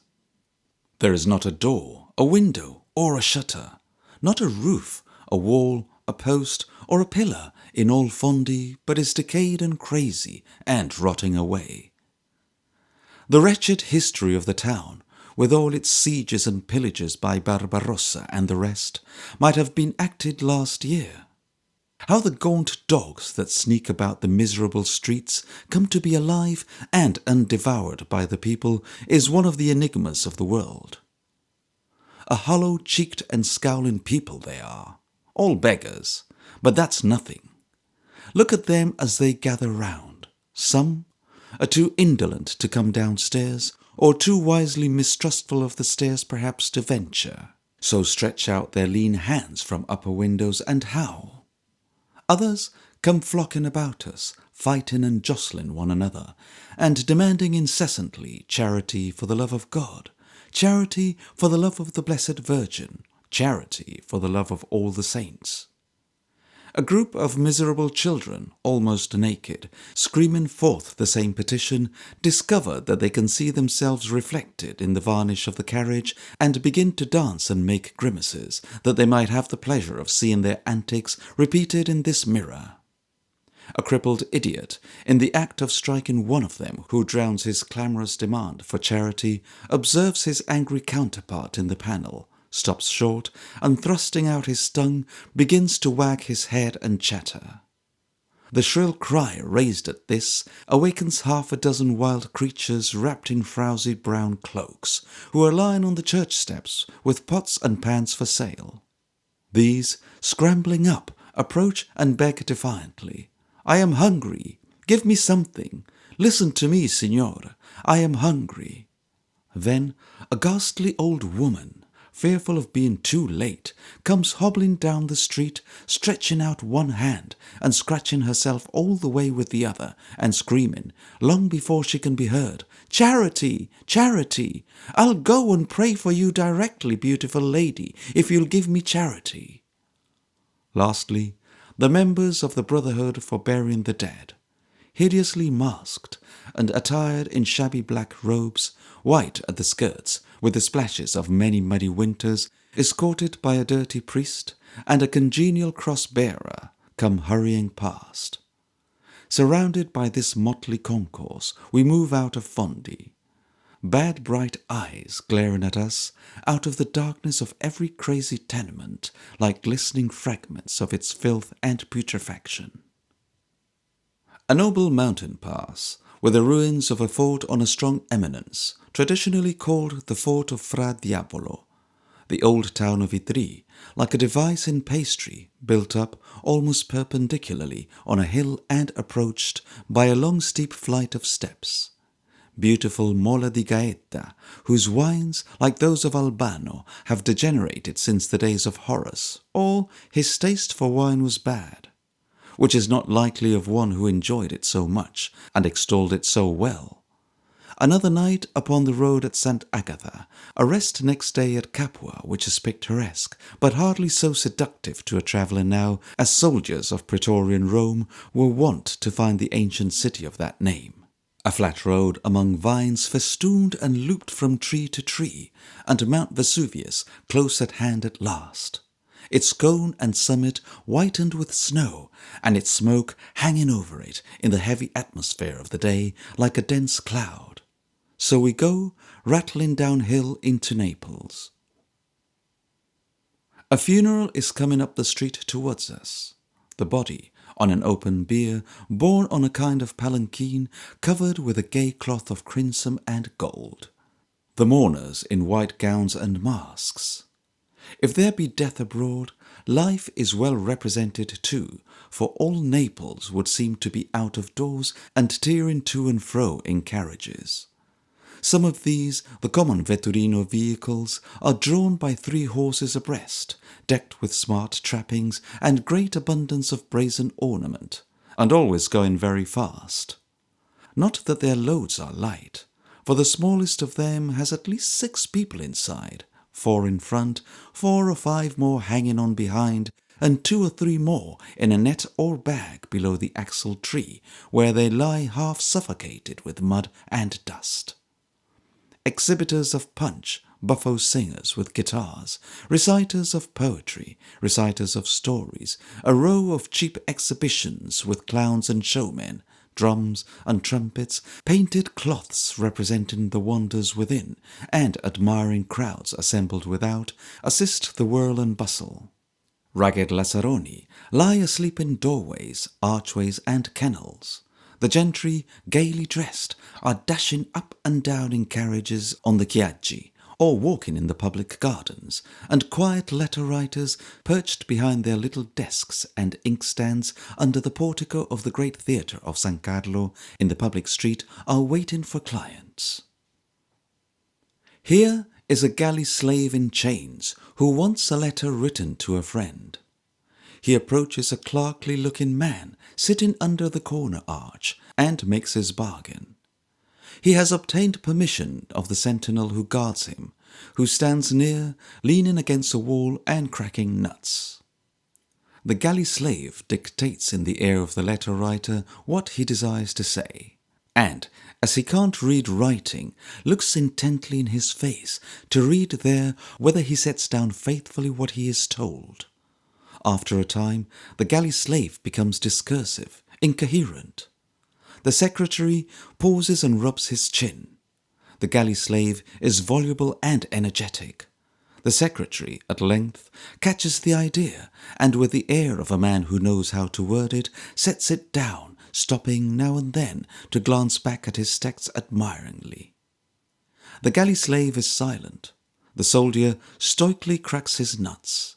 "Is there anything more to say?" inquires the letter writer. "No more." "Then listen, friend of mine." He reads it through. The galley slave is quite enchanted. It is folded and addressed and given to him, and he pays the fee. The secretary falls back indolently in his chair and takes a book. The galley slave gathers up an empty sack. The sentinel throws away a handful of nutshells, shoulders his musket, and away they go together. Why do the beggars rub their chins constantly with their right hands when you look at them? Everything is done in pantomime in Naples, and that is a conventional sign for hunger. A man who is quarrelling with another yonder lays the palm of his right hand on the back of his left and shakes the two thumbs, expressive of a donkey's ears, whereat his adversary is goaded to desperation. Two people bargaining for fish, the buyer empties an imaginary waistcoat pocket when he is told the price, and walks away without a word, having thoroughly conveyed to the seller that he considers it too dear. Two people in carriages, meeting, one touching his lip twice or thrice, holding up the 5 fingers of his right hand, and gives a horizontal cut in the air with the palm. The other nods briskly and goes his way. He has been invited to a friendly dinner at 5:30, and will certainly come. All over Italy, a peculiar shake of the right hand from the wrist, with the 4 fingers stretched out, expresses a negative. The only negative beggars will ever understand. But in Naples, those 5 fingers are a copious language. All this, and every other kind of outdoor life and stir, and macaroni eating at sunset, and flower selling all day long, and begging and stealing everywhere and at all hours, you see upon the bright seashore, where the waves of the bay sparkle merrily. But, lovers and hunters of the picturesque, let us not keep too studiously out of view the miserable depravity, degradation, and wretchedness with which this gay Neapolitan life is inseparably associated. It is not well to find St. Giles so repulsive, and the Porta Capuana so attractive. A pair of naked legs and a ragged red scarf do not make all the difference between what is interesting and what is coarse and odious? Painting and poetizing forever, if you will, the beauties of this most beautiful and lovely spot of earth, let us, as our duty, try to associate a new picturesque with some faint recognition of man's destiny and capabilities, more hopeful, I believe, among the ice and snow of the North Pole than in the sun and bloom of Naples. Capri, once made odious by the deified beast Tiberius, Ischia, Procida, and the thousand of distant beauties of the bay, lie in the blue sea yonder, changing in the mist and sunshine 20 times a day, now close at hand, now far off, now unseen. The fairest country in the world is spread about us. Whether we turn towards the Miseno shore of the splendid watery amphitheatre, and go by the grotto of Posiloppo to the Grotto del Cane and away to Baie, or take the other way towards Vesuvius and Sorrento, it is one succession of delights. In the last named direction, where, over doors and archways, there are countless little images of San Gennaro, with his Canute's hand stretched out to check the fury of the burning mountain, we are carried pleasantly by a railroad on the beautiful sea beach, past the town of Torre del Greco, built upon the ashes of the former town destroyed by the eruption of the Vesuvius within 100 years. And past the flat-roofed houses, granaries, and macaroni manufactories, to Castel Amare, with its ruined castle, now inhabited by fishermen standing in the sea upon a heap of rocks.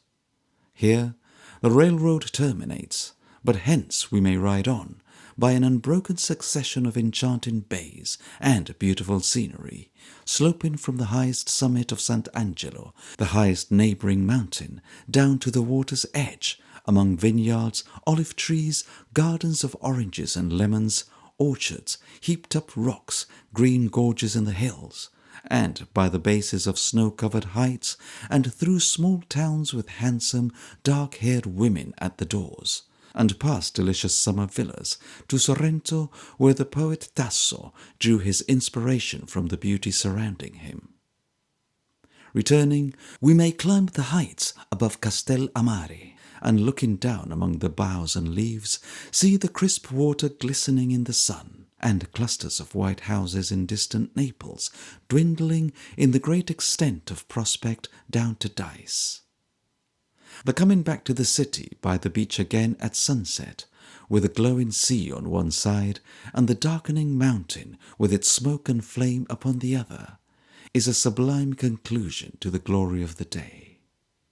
That church by the Porta Capuana, near the old fisher market in the dirtiest quarter of dirty Naples, where the revolt of the Masaniello began, is memorable for having been the scene of one of his earliest proclamations to the people, and is particularly remarkable for nothing else, unless it be its waxen and bejewelled saint in a glass case with two odd hands, or the enormous number of beggars who are constantly rapping their chins there like a battery of castanets.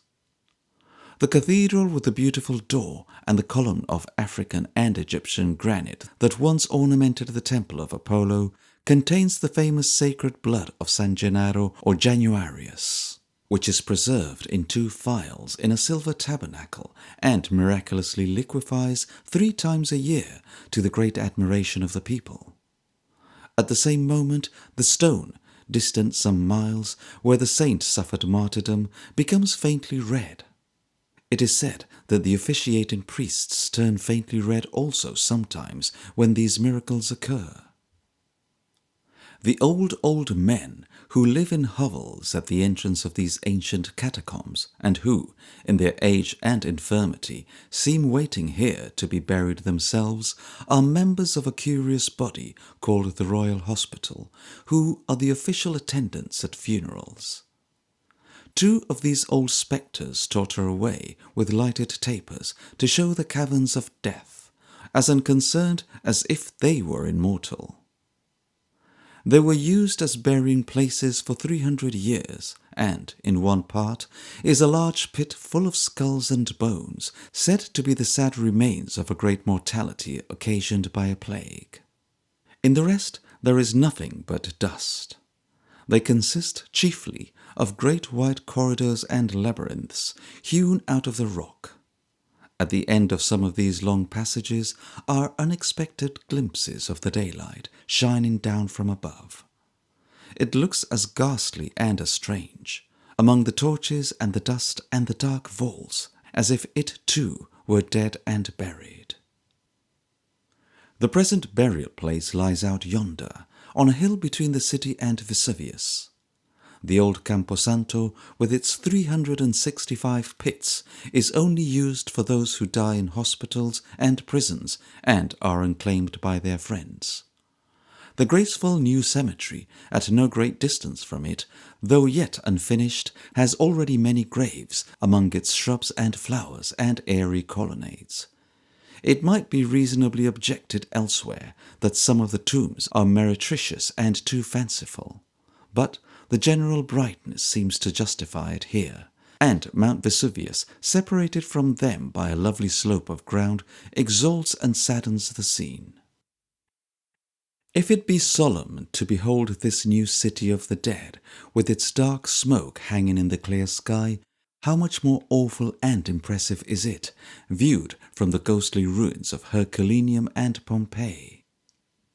Stand at the bottom of the great marketplace of Pompeii, and look up the silent streets, through the ruined temples of Jupiter and Isis, over the broken houses where their inmost sanctuaries open to the day, away to Mount Vesuvius, bright and snowy in the peaceful distance, and lose all count of time and heed of other things in the strange and melancholy sensation of seeing the destroyed and the destroyer making this quiet picture in the sun.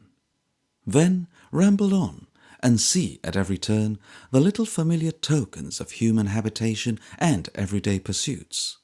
The chafing of the bucket road in the stone rim of the exhausted well, the track of carriage wheels in the pavement of the street, the marks of drinking vessels on the stone counter of the wine shop, the amphora in the private cellars, stored away so many 100 years ago and undisturbed to this hour, all rendering the solitude and deadly lonesomeness of the place 10,000 times more solemn than if the volcano, in its fury, had swept the city from the earth and sunk it in the bottom of the sea. After it was shaken by the earthquake which preceded the eruption, workmen were employed in shaping out in stone new ornaments for temples and other buildings that had suffered. Here lies their work outside the city gate, as if they would return tomorrow. In the cellar of Diomede's house, where certain skeletons were found huddled together, close to the door, the impression of their bodies on the ashes hardened with the ashes and became stamped and fixed there after they had shrunk inside to scanty bones. So, in the theatre of Herculaneum, a comic mask, floating on the stream when it was hot and liquid, stamped its mimic features into it as it hardened into stone. And now it turns upon the stranger the fantastic look it turned upon the audiences in that same theatre 2,000 years ago. Next to the wonder of going up and down the streets, and in and out of the houses, and traverse the secret chambers of the temples of a religion that has vanished from the earth, and finding so many fresh traces of remote antiquity, as if the course of time had been stopped after this desolation, and there had been no nights and days, months, years, and centuries since. Nothing is more impressive and terrible than the many evidences of the searching nature of the ashes, as bespeaking their irresistible power and the impossibility of escaping them.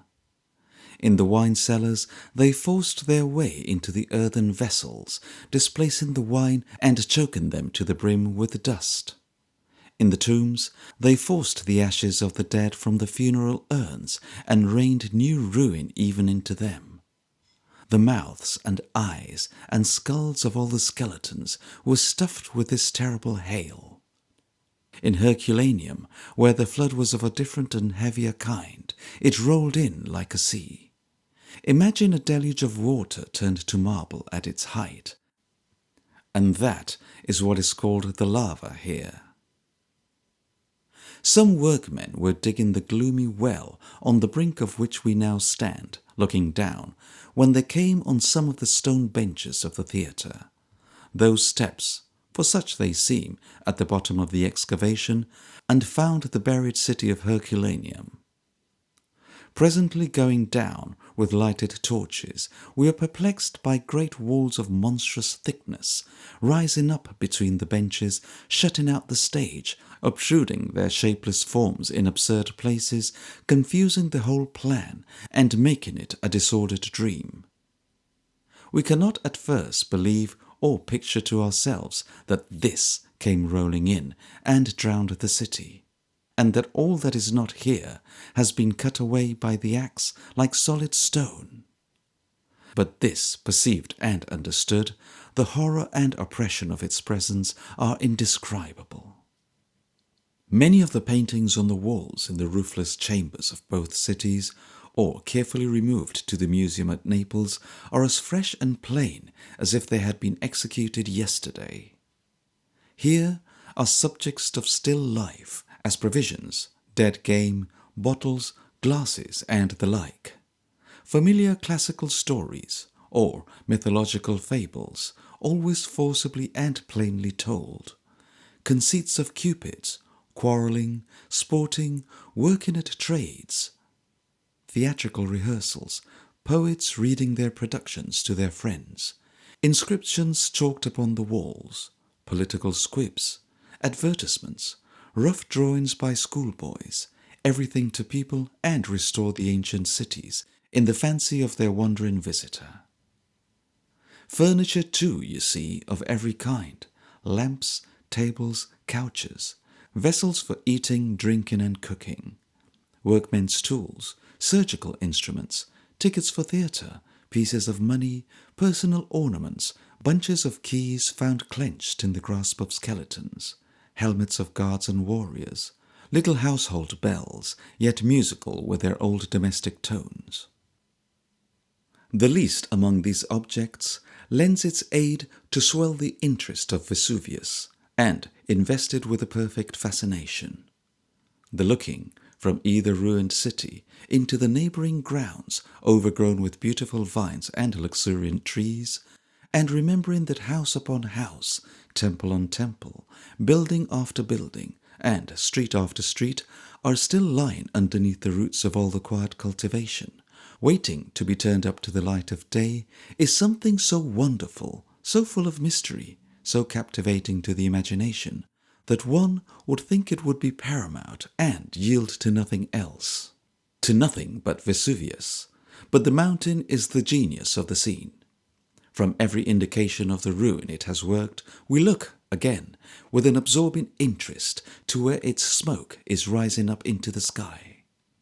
It is beyond us as we thread the ruined streets, above us as we stand upon the ruined walls. We follow it through every vista of broken columns as we wander through the empty courtyards of the houses, and through the garlandings and interlacings of every wanton vine. Turning away to Paestum yonder, to see the awful structures built, the least aged of them, hundreds of years before the birth of Christ, and standing yet erect in lonely majesty upon the wild, malaria-blighted plain. We watch Vesuvius as it disappears from the prospect, and watch for it again on our return with the same thrill of interest, as the doom and destiny of all this beautiful country, bidding its terrible time. It is very warm in the sun on this early spring day when we return to Paestum, but very cold in the shade, insomuch that although we may lunch pleasantly at noon in the open air by the gate of Pompeii, the neighbouring rivulet supplies thick ice for our wine. But the sun is shining brightly. There is not a cloud or speck of vapour in the whole blue sky looking down upon the Bay of Naples, and the moon will be at the full tonight. No matter that the snow and ice lie thick upon the summit of Vesuvius, or that we have been on foot all day at Pompeii, or that croakers maintain that strangers should be not on the mountain by night in such an unusual season.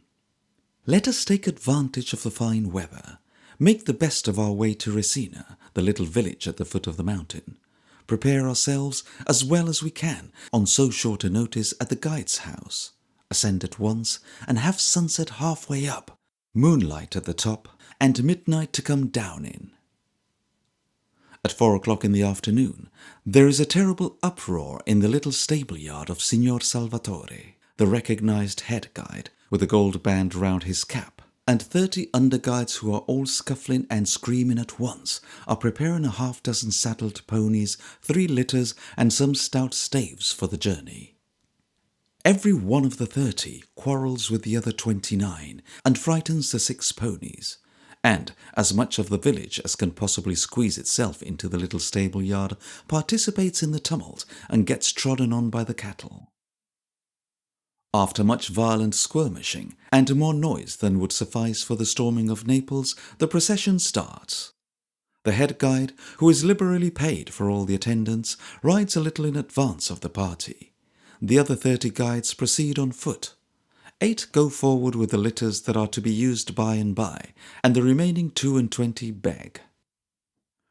We ascend gradually, by stony lanes like rough broad flight of stairs, for some time. At length we leave these and the vineyards on either side of them, and emerge upon a bleak bare region where the lava lies confusedly in enormous rusty masses, as if the earth had been ploughed up by burning thunderbolts. And now we halt to see the sunset.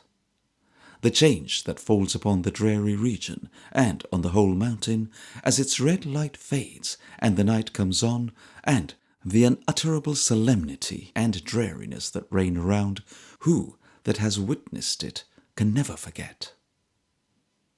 It is dark when, after winding for some time over the broken ground, we arrive at the foot of the cone, which is extremely steep and seems to rise almost perpendicularly from the spot where we dismount. The only light is reflected from the snow, deep, hard and white, with which the cone is covered. It is now intensely cold, and the air is piercing. The 31 have brought no torches, knowing that the moon will rise before we reach the top. 2 of the litters are devoted to the 2 ladies. The third to a rather heavy gentleman from Naples, whose hospitality and good nature have attached him to the expedition and determined him to assist in doing the honours of the mountain. The rather heavy gentleman is carried by 15 men, each of the ladies by half a dozen. We who walk make the best use of our staves, and so the whole party begin to labour upward over the snow, as if they were toiling to the summit of an antediluvian 12th cake.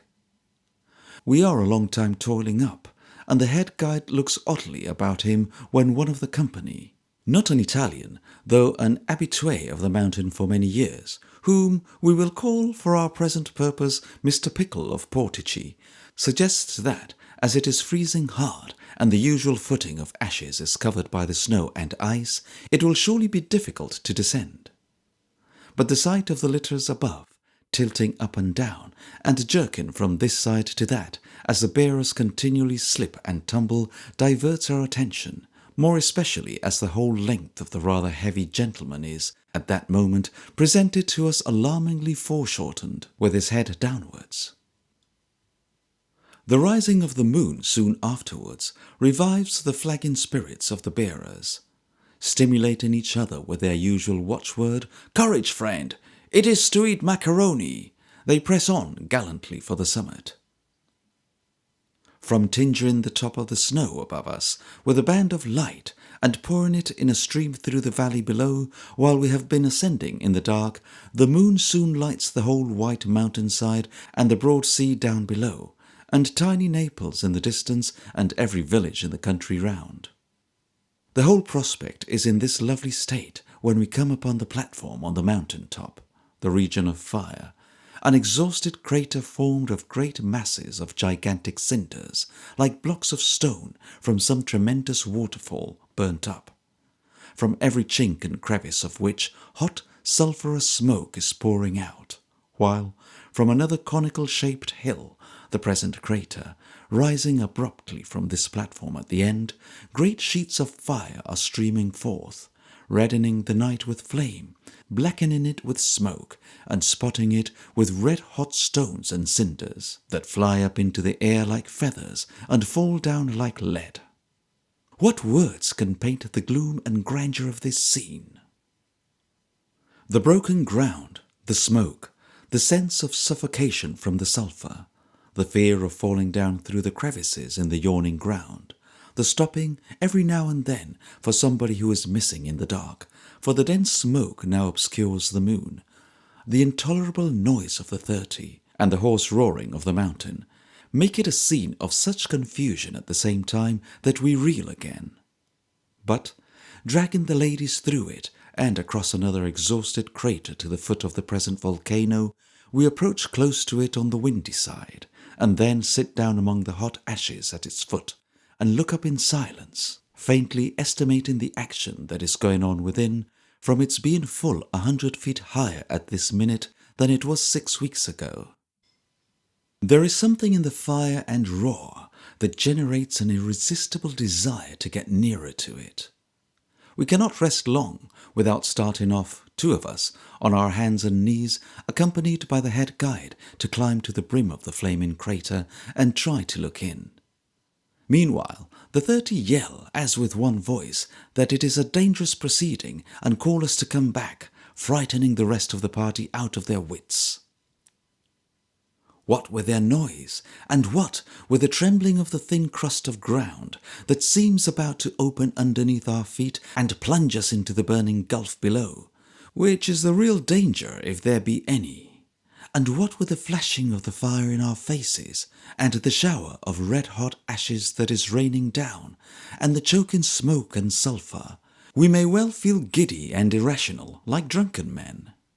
But we contrive to climb up to the brim and look down for a moment into the hell of boiling fire below.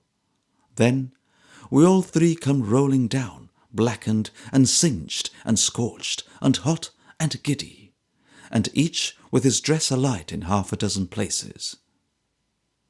You have read 1,000 times that the usual way of descending is by sliding down the ashes, which, forming a gradually increasing ledge below the feet, prevent too rapid a descent. But when we have crossed the 2 exhausted craters in our way back and are coming to this precipitous place, there is, as Mr. Pickle has foretold, no vestige of ashes to be seen, the whole being a smooth sheet of ice. In this dilemma, 10 or a dozen of the guides cautiously join hands and make a chain of men, of whom the foremost beat, as well as they can, a rough track with their sticks, down which we prepare to follow. The way being fearfully steep, and none of the party, even of the 30, being able to keep their feet for 6 paces together, the ladies are taken out of their litters and placed, each between 2 careful persons, while others of the 30 hold by their skirts to prevent their falling forward, a necessary precaution tending to the immediate and hopeless dilapidation of their apparel. The rather heavy gentleman is adjured to leave his litter too, and be escorted in a similar manner. But he resolves to be brought down as he was brought up, on the principle that his 15 bearers are not likely to tumble all at once, and that he is safer so than trusting to his own legs. In this order we begin the descent, sometimes on foot, sometimes shuffling on the ice, always proceeding much more quietly and slowly than on our upward way, and constantly alarmed by the falling among us of somebody from behind, who endangers the footing of the whole party, and clings pertinaciously to anybody's ankles. It is impossible for the litter to be in advance too, as the tracks have to be made, and its appearance behind us overhead, with some one or other of the bearers always down, and the rather heavy gentleman with his legs always in the air, is very threatening and frightful. We have gone on thus a very little way, painfully and anxiously, but quite merrily, and regarding it as a great success, and have fallen several times, and have all been stopped somehow or other as we were sliding away, when Mr. Pickle of Portici, in the act of remarking on these uncommon circumstances, as quite beyond his experience, stumbles, falls, disengages himself with quick presence of mind from those around him, plunges away head foremost, and rolls over and over down the whole surface of the cone. Sickening as it is to look, and be so powerless to help him, I see him there in the moonlight. I have such a dream often, skimming over the white ice like a cannonball. Almost at the same time there is a cry from behind, and a man who has carried a light basket of spare cloaks on his head comes rolling past at the same frightful speed, closely followed by a boy. At this climax of the chapter of accidents, the remaining 28 vociferate to that degree that a pack of wolves would be music to them. Giddy and bloody and a mere bundle of rags is Pickle of Portici when we reach the place where we dismounted, and where the horses are waiting, but, thank God, sound and limp. And never are we likely to be more glad to see a man alive and on his feet than to see him now, making light of it too, though sorely bruised and in great pain. The boy is brought into the hermitage of the mountain while we are at supper, with his head tied up, and the man is heard of some hours afterwards. He too is bruised and stunned, but has broken no bones, the snow having, fortunately, covered all the larger blocks of rocks and stone, and rendered them harmless. After a cheerful meal and a good rest before a blazing fire, we again take horse and continue our descent to Salvatore's house, very slowly, by reason of our bruised friend being hardly able to keep the saddle, or endure the pain of motion. Though it is so late at night, or early in the morning, All the people of the village are waiting about the little stable yard when we arrive, and looking up the road by which we are expected. Our appearance is hailed with a great clamour of tongues and a general sensation for which, in our modesty, we are somewhat at a loss to account until, turning into the yard, we find that one of the party of French gentlemen who were on the mountain at the same time is lying on some straw in the stable with a broken limb, looking like death and suffering great torture, and that we were confidently supposed to have encountered some worse accident. "So, well returned, and heaven be praised," as the cheerful Vetturino, who has borne us company all the way from Pisa, says with all his heart. And away with his ready horses into sleep in Naples.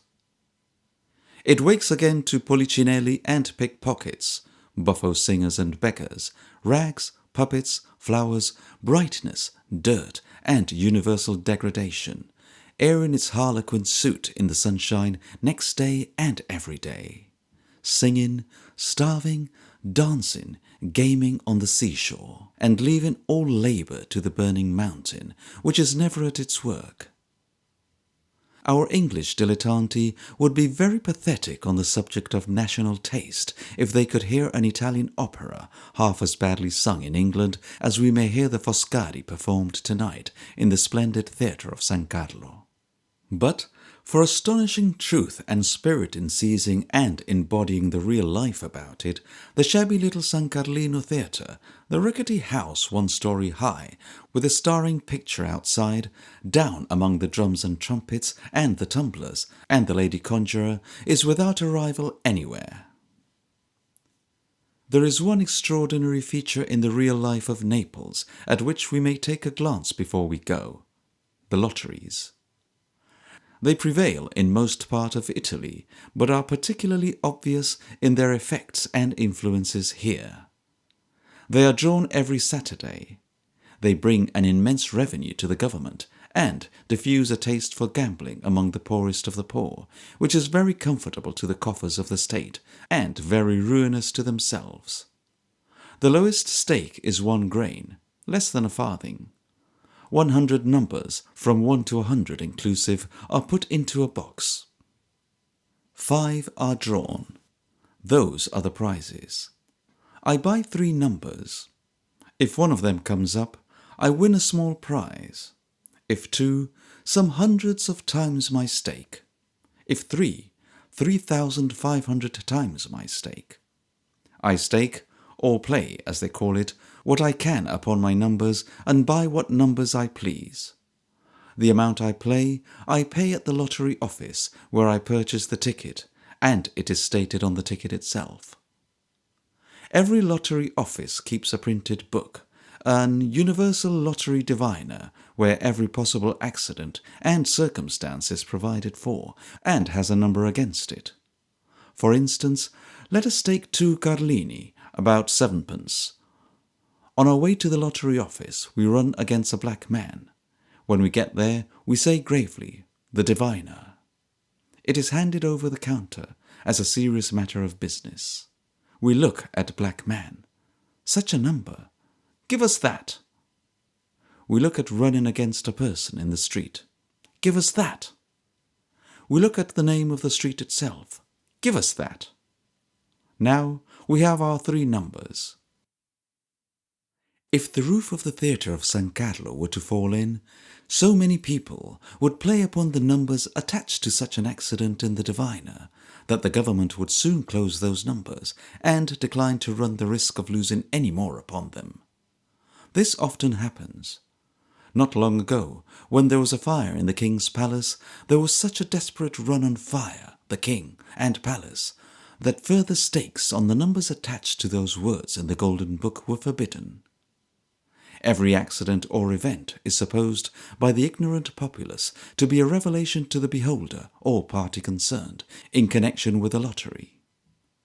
Certain people who have a talent for dreaming fortunately are much sought after, and there are some priests who are constantly favoured with visions of the lucky numbers. I heard of a horse running away with a man and dashing him down dead at the corner of a street.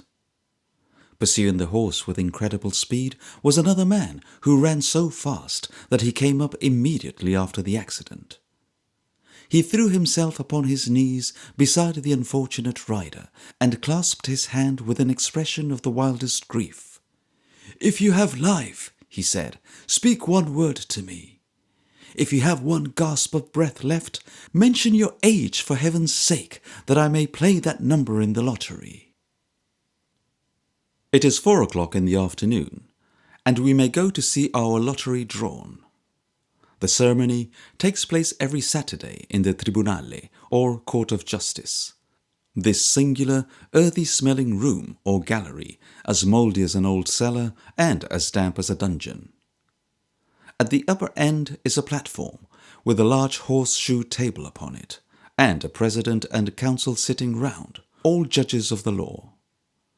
The man on the little stool behind the president is the Capolazzarone, a kind of tribunal of the people, appointed on their behalf to see that all is fairly conducted, attended by a few personal friends.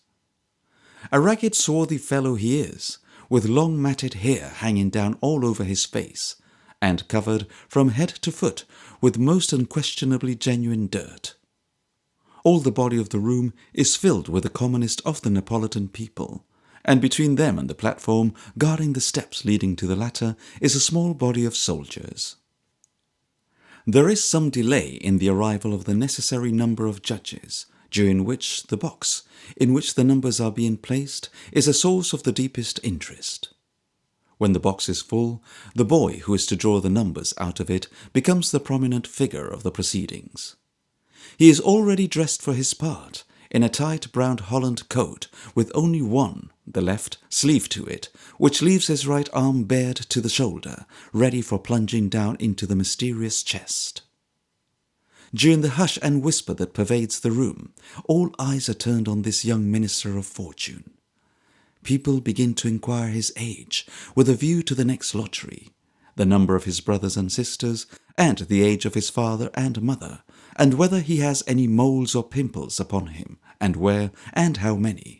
When the arrival of the last judge but one, a little old man universally dreaded as possessing the evil eye, makes a slight diversion, and would occasion a greater one, but that he is immediately deposed as a source of interest by the officiating priest, who advances gravely to his place, followed by a very dirty little boy, carrying his sacred vestments and a pot of holy water. Here is the last judge come at last, and now he takes his place at the horseshoe table. There is a murmur of irrepressible agitation. In the midst of it, the priest puts his head into the sacred vestments, and pulls the same over his shoulders. Then he says a silent prayer, and dipping a brush into the pot of holy water, sprinkles it over the box, and over the boy, and gives them both a double-barrelled blessing, which the box and the boy are both hoisted on the table to receive. The boy remaining on the table, the box is now carried round the front of the platform by an attendant, who holds it up and shakes it lustily all the time, seeming to say, like the conjurer, "There is no deception, ladies and gentlemen. Keep your eyes upon me, if you please." At last, the box is set before the boy, and the boy, first holding up his naked arm and open hand, dives down into the hole, it is made like a ballot box, and pulls out a number, which is rolled up round something hard like a bonbon. This he hands to the judge next to him, who unrolls a little bit and hands it to the president next to whom he sits. The president unrolls it very slowly. The Capolazzarone leans over his shoulder. The president holds it up, unrolled, to the Capolazzarone. The Capolazzarone, looking at it eagerly, cries out in a shrill, loud voice, "62! 62!" expressing the 2 upon his fingers as he calls it out. Alas, the Capolazzarone himself has not staked on 62. His face is very long, and his eyes roll widely. As it happens to be a favourite number, however, it is pretty well received, which is not always the case. They are all drawn with the same ceremony, omitting the blessing. One blessing is enough for the whole multiplication table. The only new incident in the proceedings is the gradually deepening intensity of the change in the Capolazzarone, who has evidently speculated to the very utmost extent of his means, and who, when he sees the last number and finds that it is not one of his, clasps his hands and raises his eyes to the ceiling before proclaiming it, as though remonstrating in a secret agony with his patron saint for having committed so gross a breach of confidence. I hope the Capolazzarone may not desert him for some other member of the calendar, but he seems to threaten it. Where the winners may be, nobody knows. They certainly are not present, the general disappointment filling one with pity for the poor people. They look, when we stand aside observing them in their passage through the courtyard down below, as miserable as the prisoners in the jail, it forms a part of the building, who are peeping down upon them from between their bars, or as the fragments of human heads which are still dangling in chains outside, in memory of the good old times when their owners were strung up there for the popular edification. Away from Naples in a glorious sunrise by the road to Capua, and then on a 3 days' journey along by-roads, that we may see on the way the monastery of Monte Cassino, which is perched on the steep and lofty hills above the little town of San Germano, and is lost on a misty morning in the clouds. So much the better for the deep sounding of its bells, which, as we go winding up on mules towards the convent, is heard mysteriously in the still air, while nothing is seen but the grey mist, moving solemnly and slowly like a funeral procession. Behold at length the shadowy pile of building close before us, its grey walls and towers dimly seen, though so near and so vast, and the raw vapour rolling through its cloisters heavily. There are 2 black shadows walking to and fro in the quadrangle, near the statues of the patron saint and his sister, and hopping on behind them, in and out of the old arches, is a raven, croaking in answer to the bell, and uttering, at intervals, the purest Tuscan. How like a Jesuit he looks! There never was a sly and stealthy fellow so at home as this raven, standing now at the refectory door, with his head on one side, and pretending to glance another way, while he is scrutinizing the visitors keenly, and listening with fixed attention. What a dull-headed monk the porter becomes in comparison. "He speaks like us," says the porter, "quite as plainly." "Quite as plainly, porter." Nothing could be more expressive than his reception of the peasants, who are entering the gate with baskets and burdens. There is a roll in his eye, and a chuckle in his throat, which should qualify him to be chosen superior of an order of ravens. He knows all about it. "It's all right," he says. "We know what we know. Come along, good people. Glad to see you."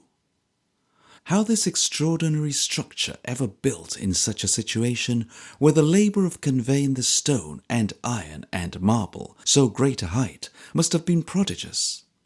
"Caw!" says the raven, welcoming the peasants.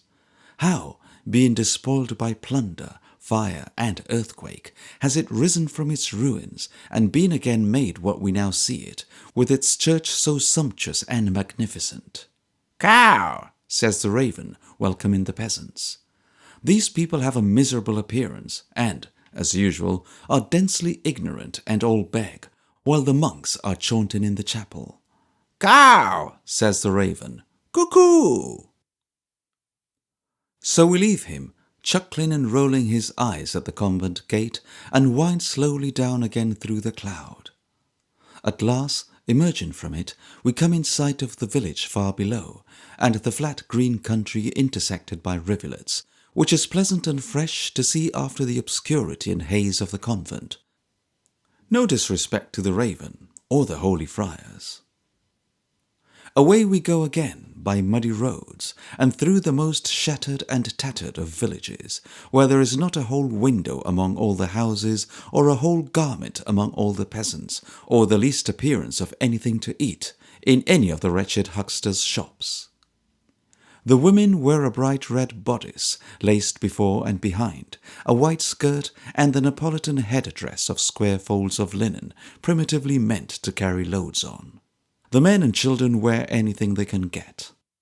The soldiers are as dirty and rapacious as the dogs.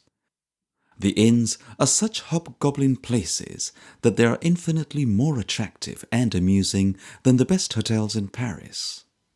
Here is one near Valmontone, that is, Valmontone, the round-walled town on the mount opposite, which is approached by a quagmire almost knee-deep. There is a wild colonnade below, and a dark yard full of empty stables and lofts, and a great long kitchen with a great long bench, and a great long form where a party of travellers, with 2 priests among them, are crowded round the fire while their supper is cooking. Above stairs is a rough brick gallery to sit in, with very little windows with very little patches of knotty glass in them, and all the doors that open from it, a dozen or 2, off their hinges, and a bare board of trestles for a table, at which 30 people might dine easily, and a fireplace large enough in itself for a breakfast parlour, where, as the faggots blaze and crackle, they illuminate the ugliest and grimmest of faces, drawn in charcoal on the whitewashed chimney sides by previous travellers. There is a flaring country lamp on the table, and, hovering about it, scratching her thick black hair continually, a yellow dwarf of a woman who stands on tiptoe to arrange the hatchet knives, and takes a flying leap to look into the water jug. The beds in the adjoining rooms are of the liveliest kind. There is not a solitary scrap of looking-glass in the house, and the washing apparatus is identical with the cooking utensils. But the yellow dwarf sets on the table a good flask of excellent wine, holding a quart at least, and produces, among 6 other dishes, 2/3 of a roasted kid smoking hot. She is as good-humoured, too, as dirty, which is saying a great deal. So here's long life to her, in the flask of wine, and prosperity to the establishment. Rome gained and left behind, and with it the pilgrims who are now repairing to their own homes again, each with his scalloped shelf and staff, and soliciting alms for the love of God, we come by a fair country to the falls of Terni, where the whole Velino river dashes headlong from a rocky height amidst shining spray and rainbows.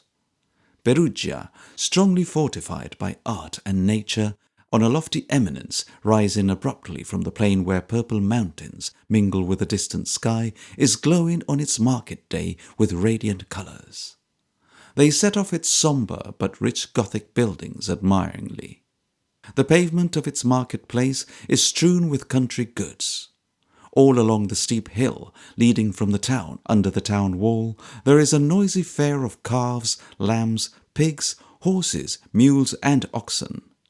Fowl, geese, and turkeys flutter vigorously among their very hoofs, and buyers, sellers, and spectators, clustering everywhere, block up the road as we come shouting down upon them.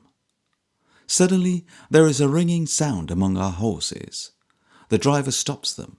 Sinking in his saddle and casting up his eyes to heaven, he delivers this apostrophe: "O Jove omnipotente! Here is a horse has lost his shoe." Notwithstanding the tremendous nature of this accident, and the utterly forlorn look and gesture, impossible in anyone but an Italian vetturino, with which it is announced, it is not long in being repaired by a mortal farrier, by whose assistance we reach Castiglione the same night, and Arezzo next day. Mass is, of course, performing in its fine cathedral, where the sun shines in amongst the cluttered pillars through rich stained glass windows, half revealing, half concealing the kneeling figures on the pavement, and striking out paths of spotted light in the long aisles. But how much beauty of another kind is here, when, on a fair clear morning, we look from the summit of a hill on Florence. See where it lies before us in a sunlighted valley, bright with a winding Arno and shut in by swelling hills, its domes and towers and palaces rising from the rich country in a glittering heap, and shining in the sun like gold. Magnificently stern and sombre are the streets of beautiful Florence, and the strong old piles of building make such heaps of shadow on the ground and in the river that there is another and a different city of rich forms and fancies always lying at our feet. prodigious palaces constructed for defence, with small distrustful windows heavily barred, and walls of great thickness, formed of huge masses of rough stone, frown in their old sulky state on every street. In the midst of the city, in the Piazza of the Grand Duke, adorned with beautiful statues and the Fountain of Neptune, rises the Palazzo Vecchio, with its enormous overhanging battlements and the great tower that watches over the whole town. In its courtyard, worthy of the castle of Otranto in its ponderous gloom, is a massive staircase that the heaviest wagon and the stoutest team of horses might be driven up. Within it is a great saloon, faded and tarnished in its stately decorations, and mouldering by grains, but recording yet, in pictures on its walls, the triumphs of the Medici and the wars of the old Florentine people. The prison is hard by, in an adjacent courtyard of the building, a foul and dismal place where some men are shut up close in small cells like ovens, and where others look through bars and beg, where some are playing draughts, and some are talking to their friends, who smoke the while to purify the air, and some are buying wine and fruit of women vendors, and all are squalid, dirty, and vile to look at. "There are merry enough, signore," says the jailer.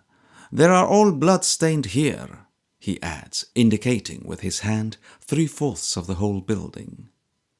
Before the hour is out, an old man 80 years of age, quarrelling over a bargain with a young girl of 17, stabs her dead in the marketplace full of bright flowers, and is brought herein prisoner to swell the number. Among the 4 old bridges that span the river, the Ponte Vecchio, that bridge which is covered with the shops of jewellers and goldsmith, is a most enchanting feature in the scene. The space of one house in the centre being left open, the view beyond is shown as in a frame, and that precious glimpse of sky and water and rich buildings, shining so quietly among the huddled roofs and gables on the bridge, is exquisite. Above it, the gallery of the Grand Duke crosses the river. It was built to connect the 2 great palaces by a secret passage, and it takes its jealous course among the streets and houses with true despotism, going where it lists and spurning every obstacle away before it. The Grand Duke has a worthier secret passage through the streets, in his black robe and hood, as a member of the Compagnia della Misericordia, which brotherhood includes all ranks of men. If an accident take place, their office is to raise the sufferer and bear him tenderly to the hospital. If a fire breaks out, it is one of their functions to repair to the spot and render their assistance and protection. It is also among their commonest offices to attend and console the sick, and they neither receive money nor eat nor drink in any house they visit for this purpose. Those who are on duty for the time are all called together on a moment's notice by the tolling of the great bell of the tower, and it is said that the Grand Duke has been seen at this sound to rise from his seat at table and quietly withdraw to attend the summons. In this other large piazza, where an irregular kind of market is held, and stores of old iron and other small merchandise are set out on stalls or scattered on the pavement, are grouped together the cathedral with its great dome, the beautiful Italian Gothic tower, the campanile, and the baptistry with its wrought bronze doors.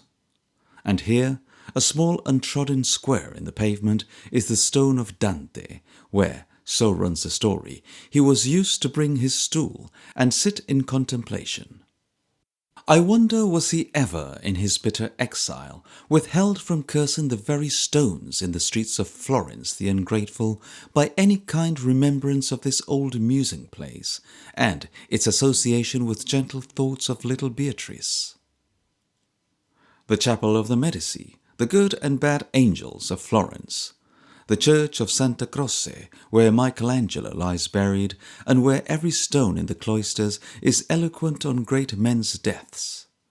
Innumerable churches, often masses of unfinished heavy brickwork externally, but sullen and serene within, arrest our lingering steps in strolling through the city. In keeping with the tombs among the cloisters is the Museum of Natural History, famous through the world for its preparations in wax, beginning with models of leaves, seeds, plants, inferior animals, and gradually ascending through separate organs of the human frame up to the whole structure of that wonderful creation exquisitely presented as in recent death. Few admonitions of our frail mortality can be more sullen and more sad, or strike so home upon the heart, as the counterfeits of youth and beauty that are lying there upon their beds in their last sleep. Beyond the walls, the whole sweet valley of the Arno, the convent at Fiesole, the Tower of Galileo, Boccaccio's house, old villas and retreats, innumerable spots of interest, all glowing in a landscape of surpassing beauty, steeped in the richest light, are spread before us. Returning from so much brightness, how sullen and how grand the streets again, with their great, dark, mournful palaces and many legends, not of siege and war and might and iron hand alone, but of the triumphant growth of peaceful arts and sciences. What light is shed upon the world at this day from amidst these rugged palaces of Florence? Here, open to all comers, in their beautiful and calm retreats, the ancient sculptures are immortal, side by side with Michelangelo, Canova, Titan, Rembrandt, Raphael, poets, historians, philosophers, those illustrious men of history, beside whom its crowned heads and harnessed warriors show so poor and small and are so soon forgotten. Here the imperishable part of noble minds survives, placid and equal, when strongholds of assault and defence are overthrown, when the tyranny of the many or the few, or both, is but a tale, when pride and power are so much cloistered dust. The fire within the stern streets, and among the massive palaces and towers, kindled by rays from heaven, is still burning brightly, when the flickering of war is extinguished, and the household fires of generations have decayed. As thousands upon thousands of faces, rigid with the strife and passion of the hour, have faded out of the old squares and public haunts, while the nameless Florentine lady, preserved from oblivion by a painter's hand, yet lives on in endearing grace and youth. Let us look back on Florence while we may, and when its shining dome is seen no more, go travelling through cheerful Tuscany with a bright remembrance of it, for Italy will be the fairer for the recollection. The summer-time being come, and Genoa and Milan and the Lake of Como lying far behind us, and we resting at Faido, a Swiss village near the awful rocks and mountains, the everlasting snows and roaring cataracts of the great St. Gothard, hearing the Italian tongue for the last time on this journey, let us part from Italy with all its miseries and wrongs affectionately, in our admiration of the beauties, natural and artificial, of which it is full to overflowing, and in our tenderness towards a people naturally well disposed and patient and sweet-tempered. Years of neglect, oppression, and misrule have been at work to change their nature and reduce their spirit. Miserable jealousies, fomented by petty princes, to whom union was destruction and division strength, have been a canker at their root of nationality, and have barbarized their language. But the good that was in them ever is in them yet, and a noble people may be, one day, raised up from these ashes. Let us entertain that hope, and let us not remember Italy the less regardfully because, in every fragment of her fallen temples and in every stone of her deserted palaces and prisons, she helps to inculcate the lesson that the wheel of time is rolling for an end, and that the world is, in all great essentials, better, gentler, more forbearing, and more hopeful as it rolls. The End.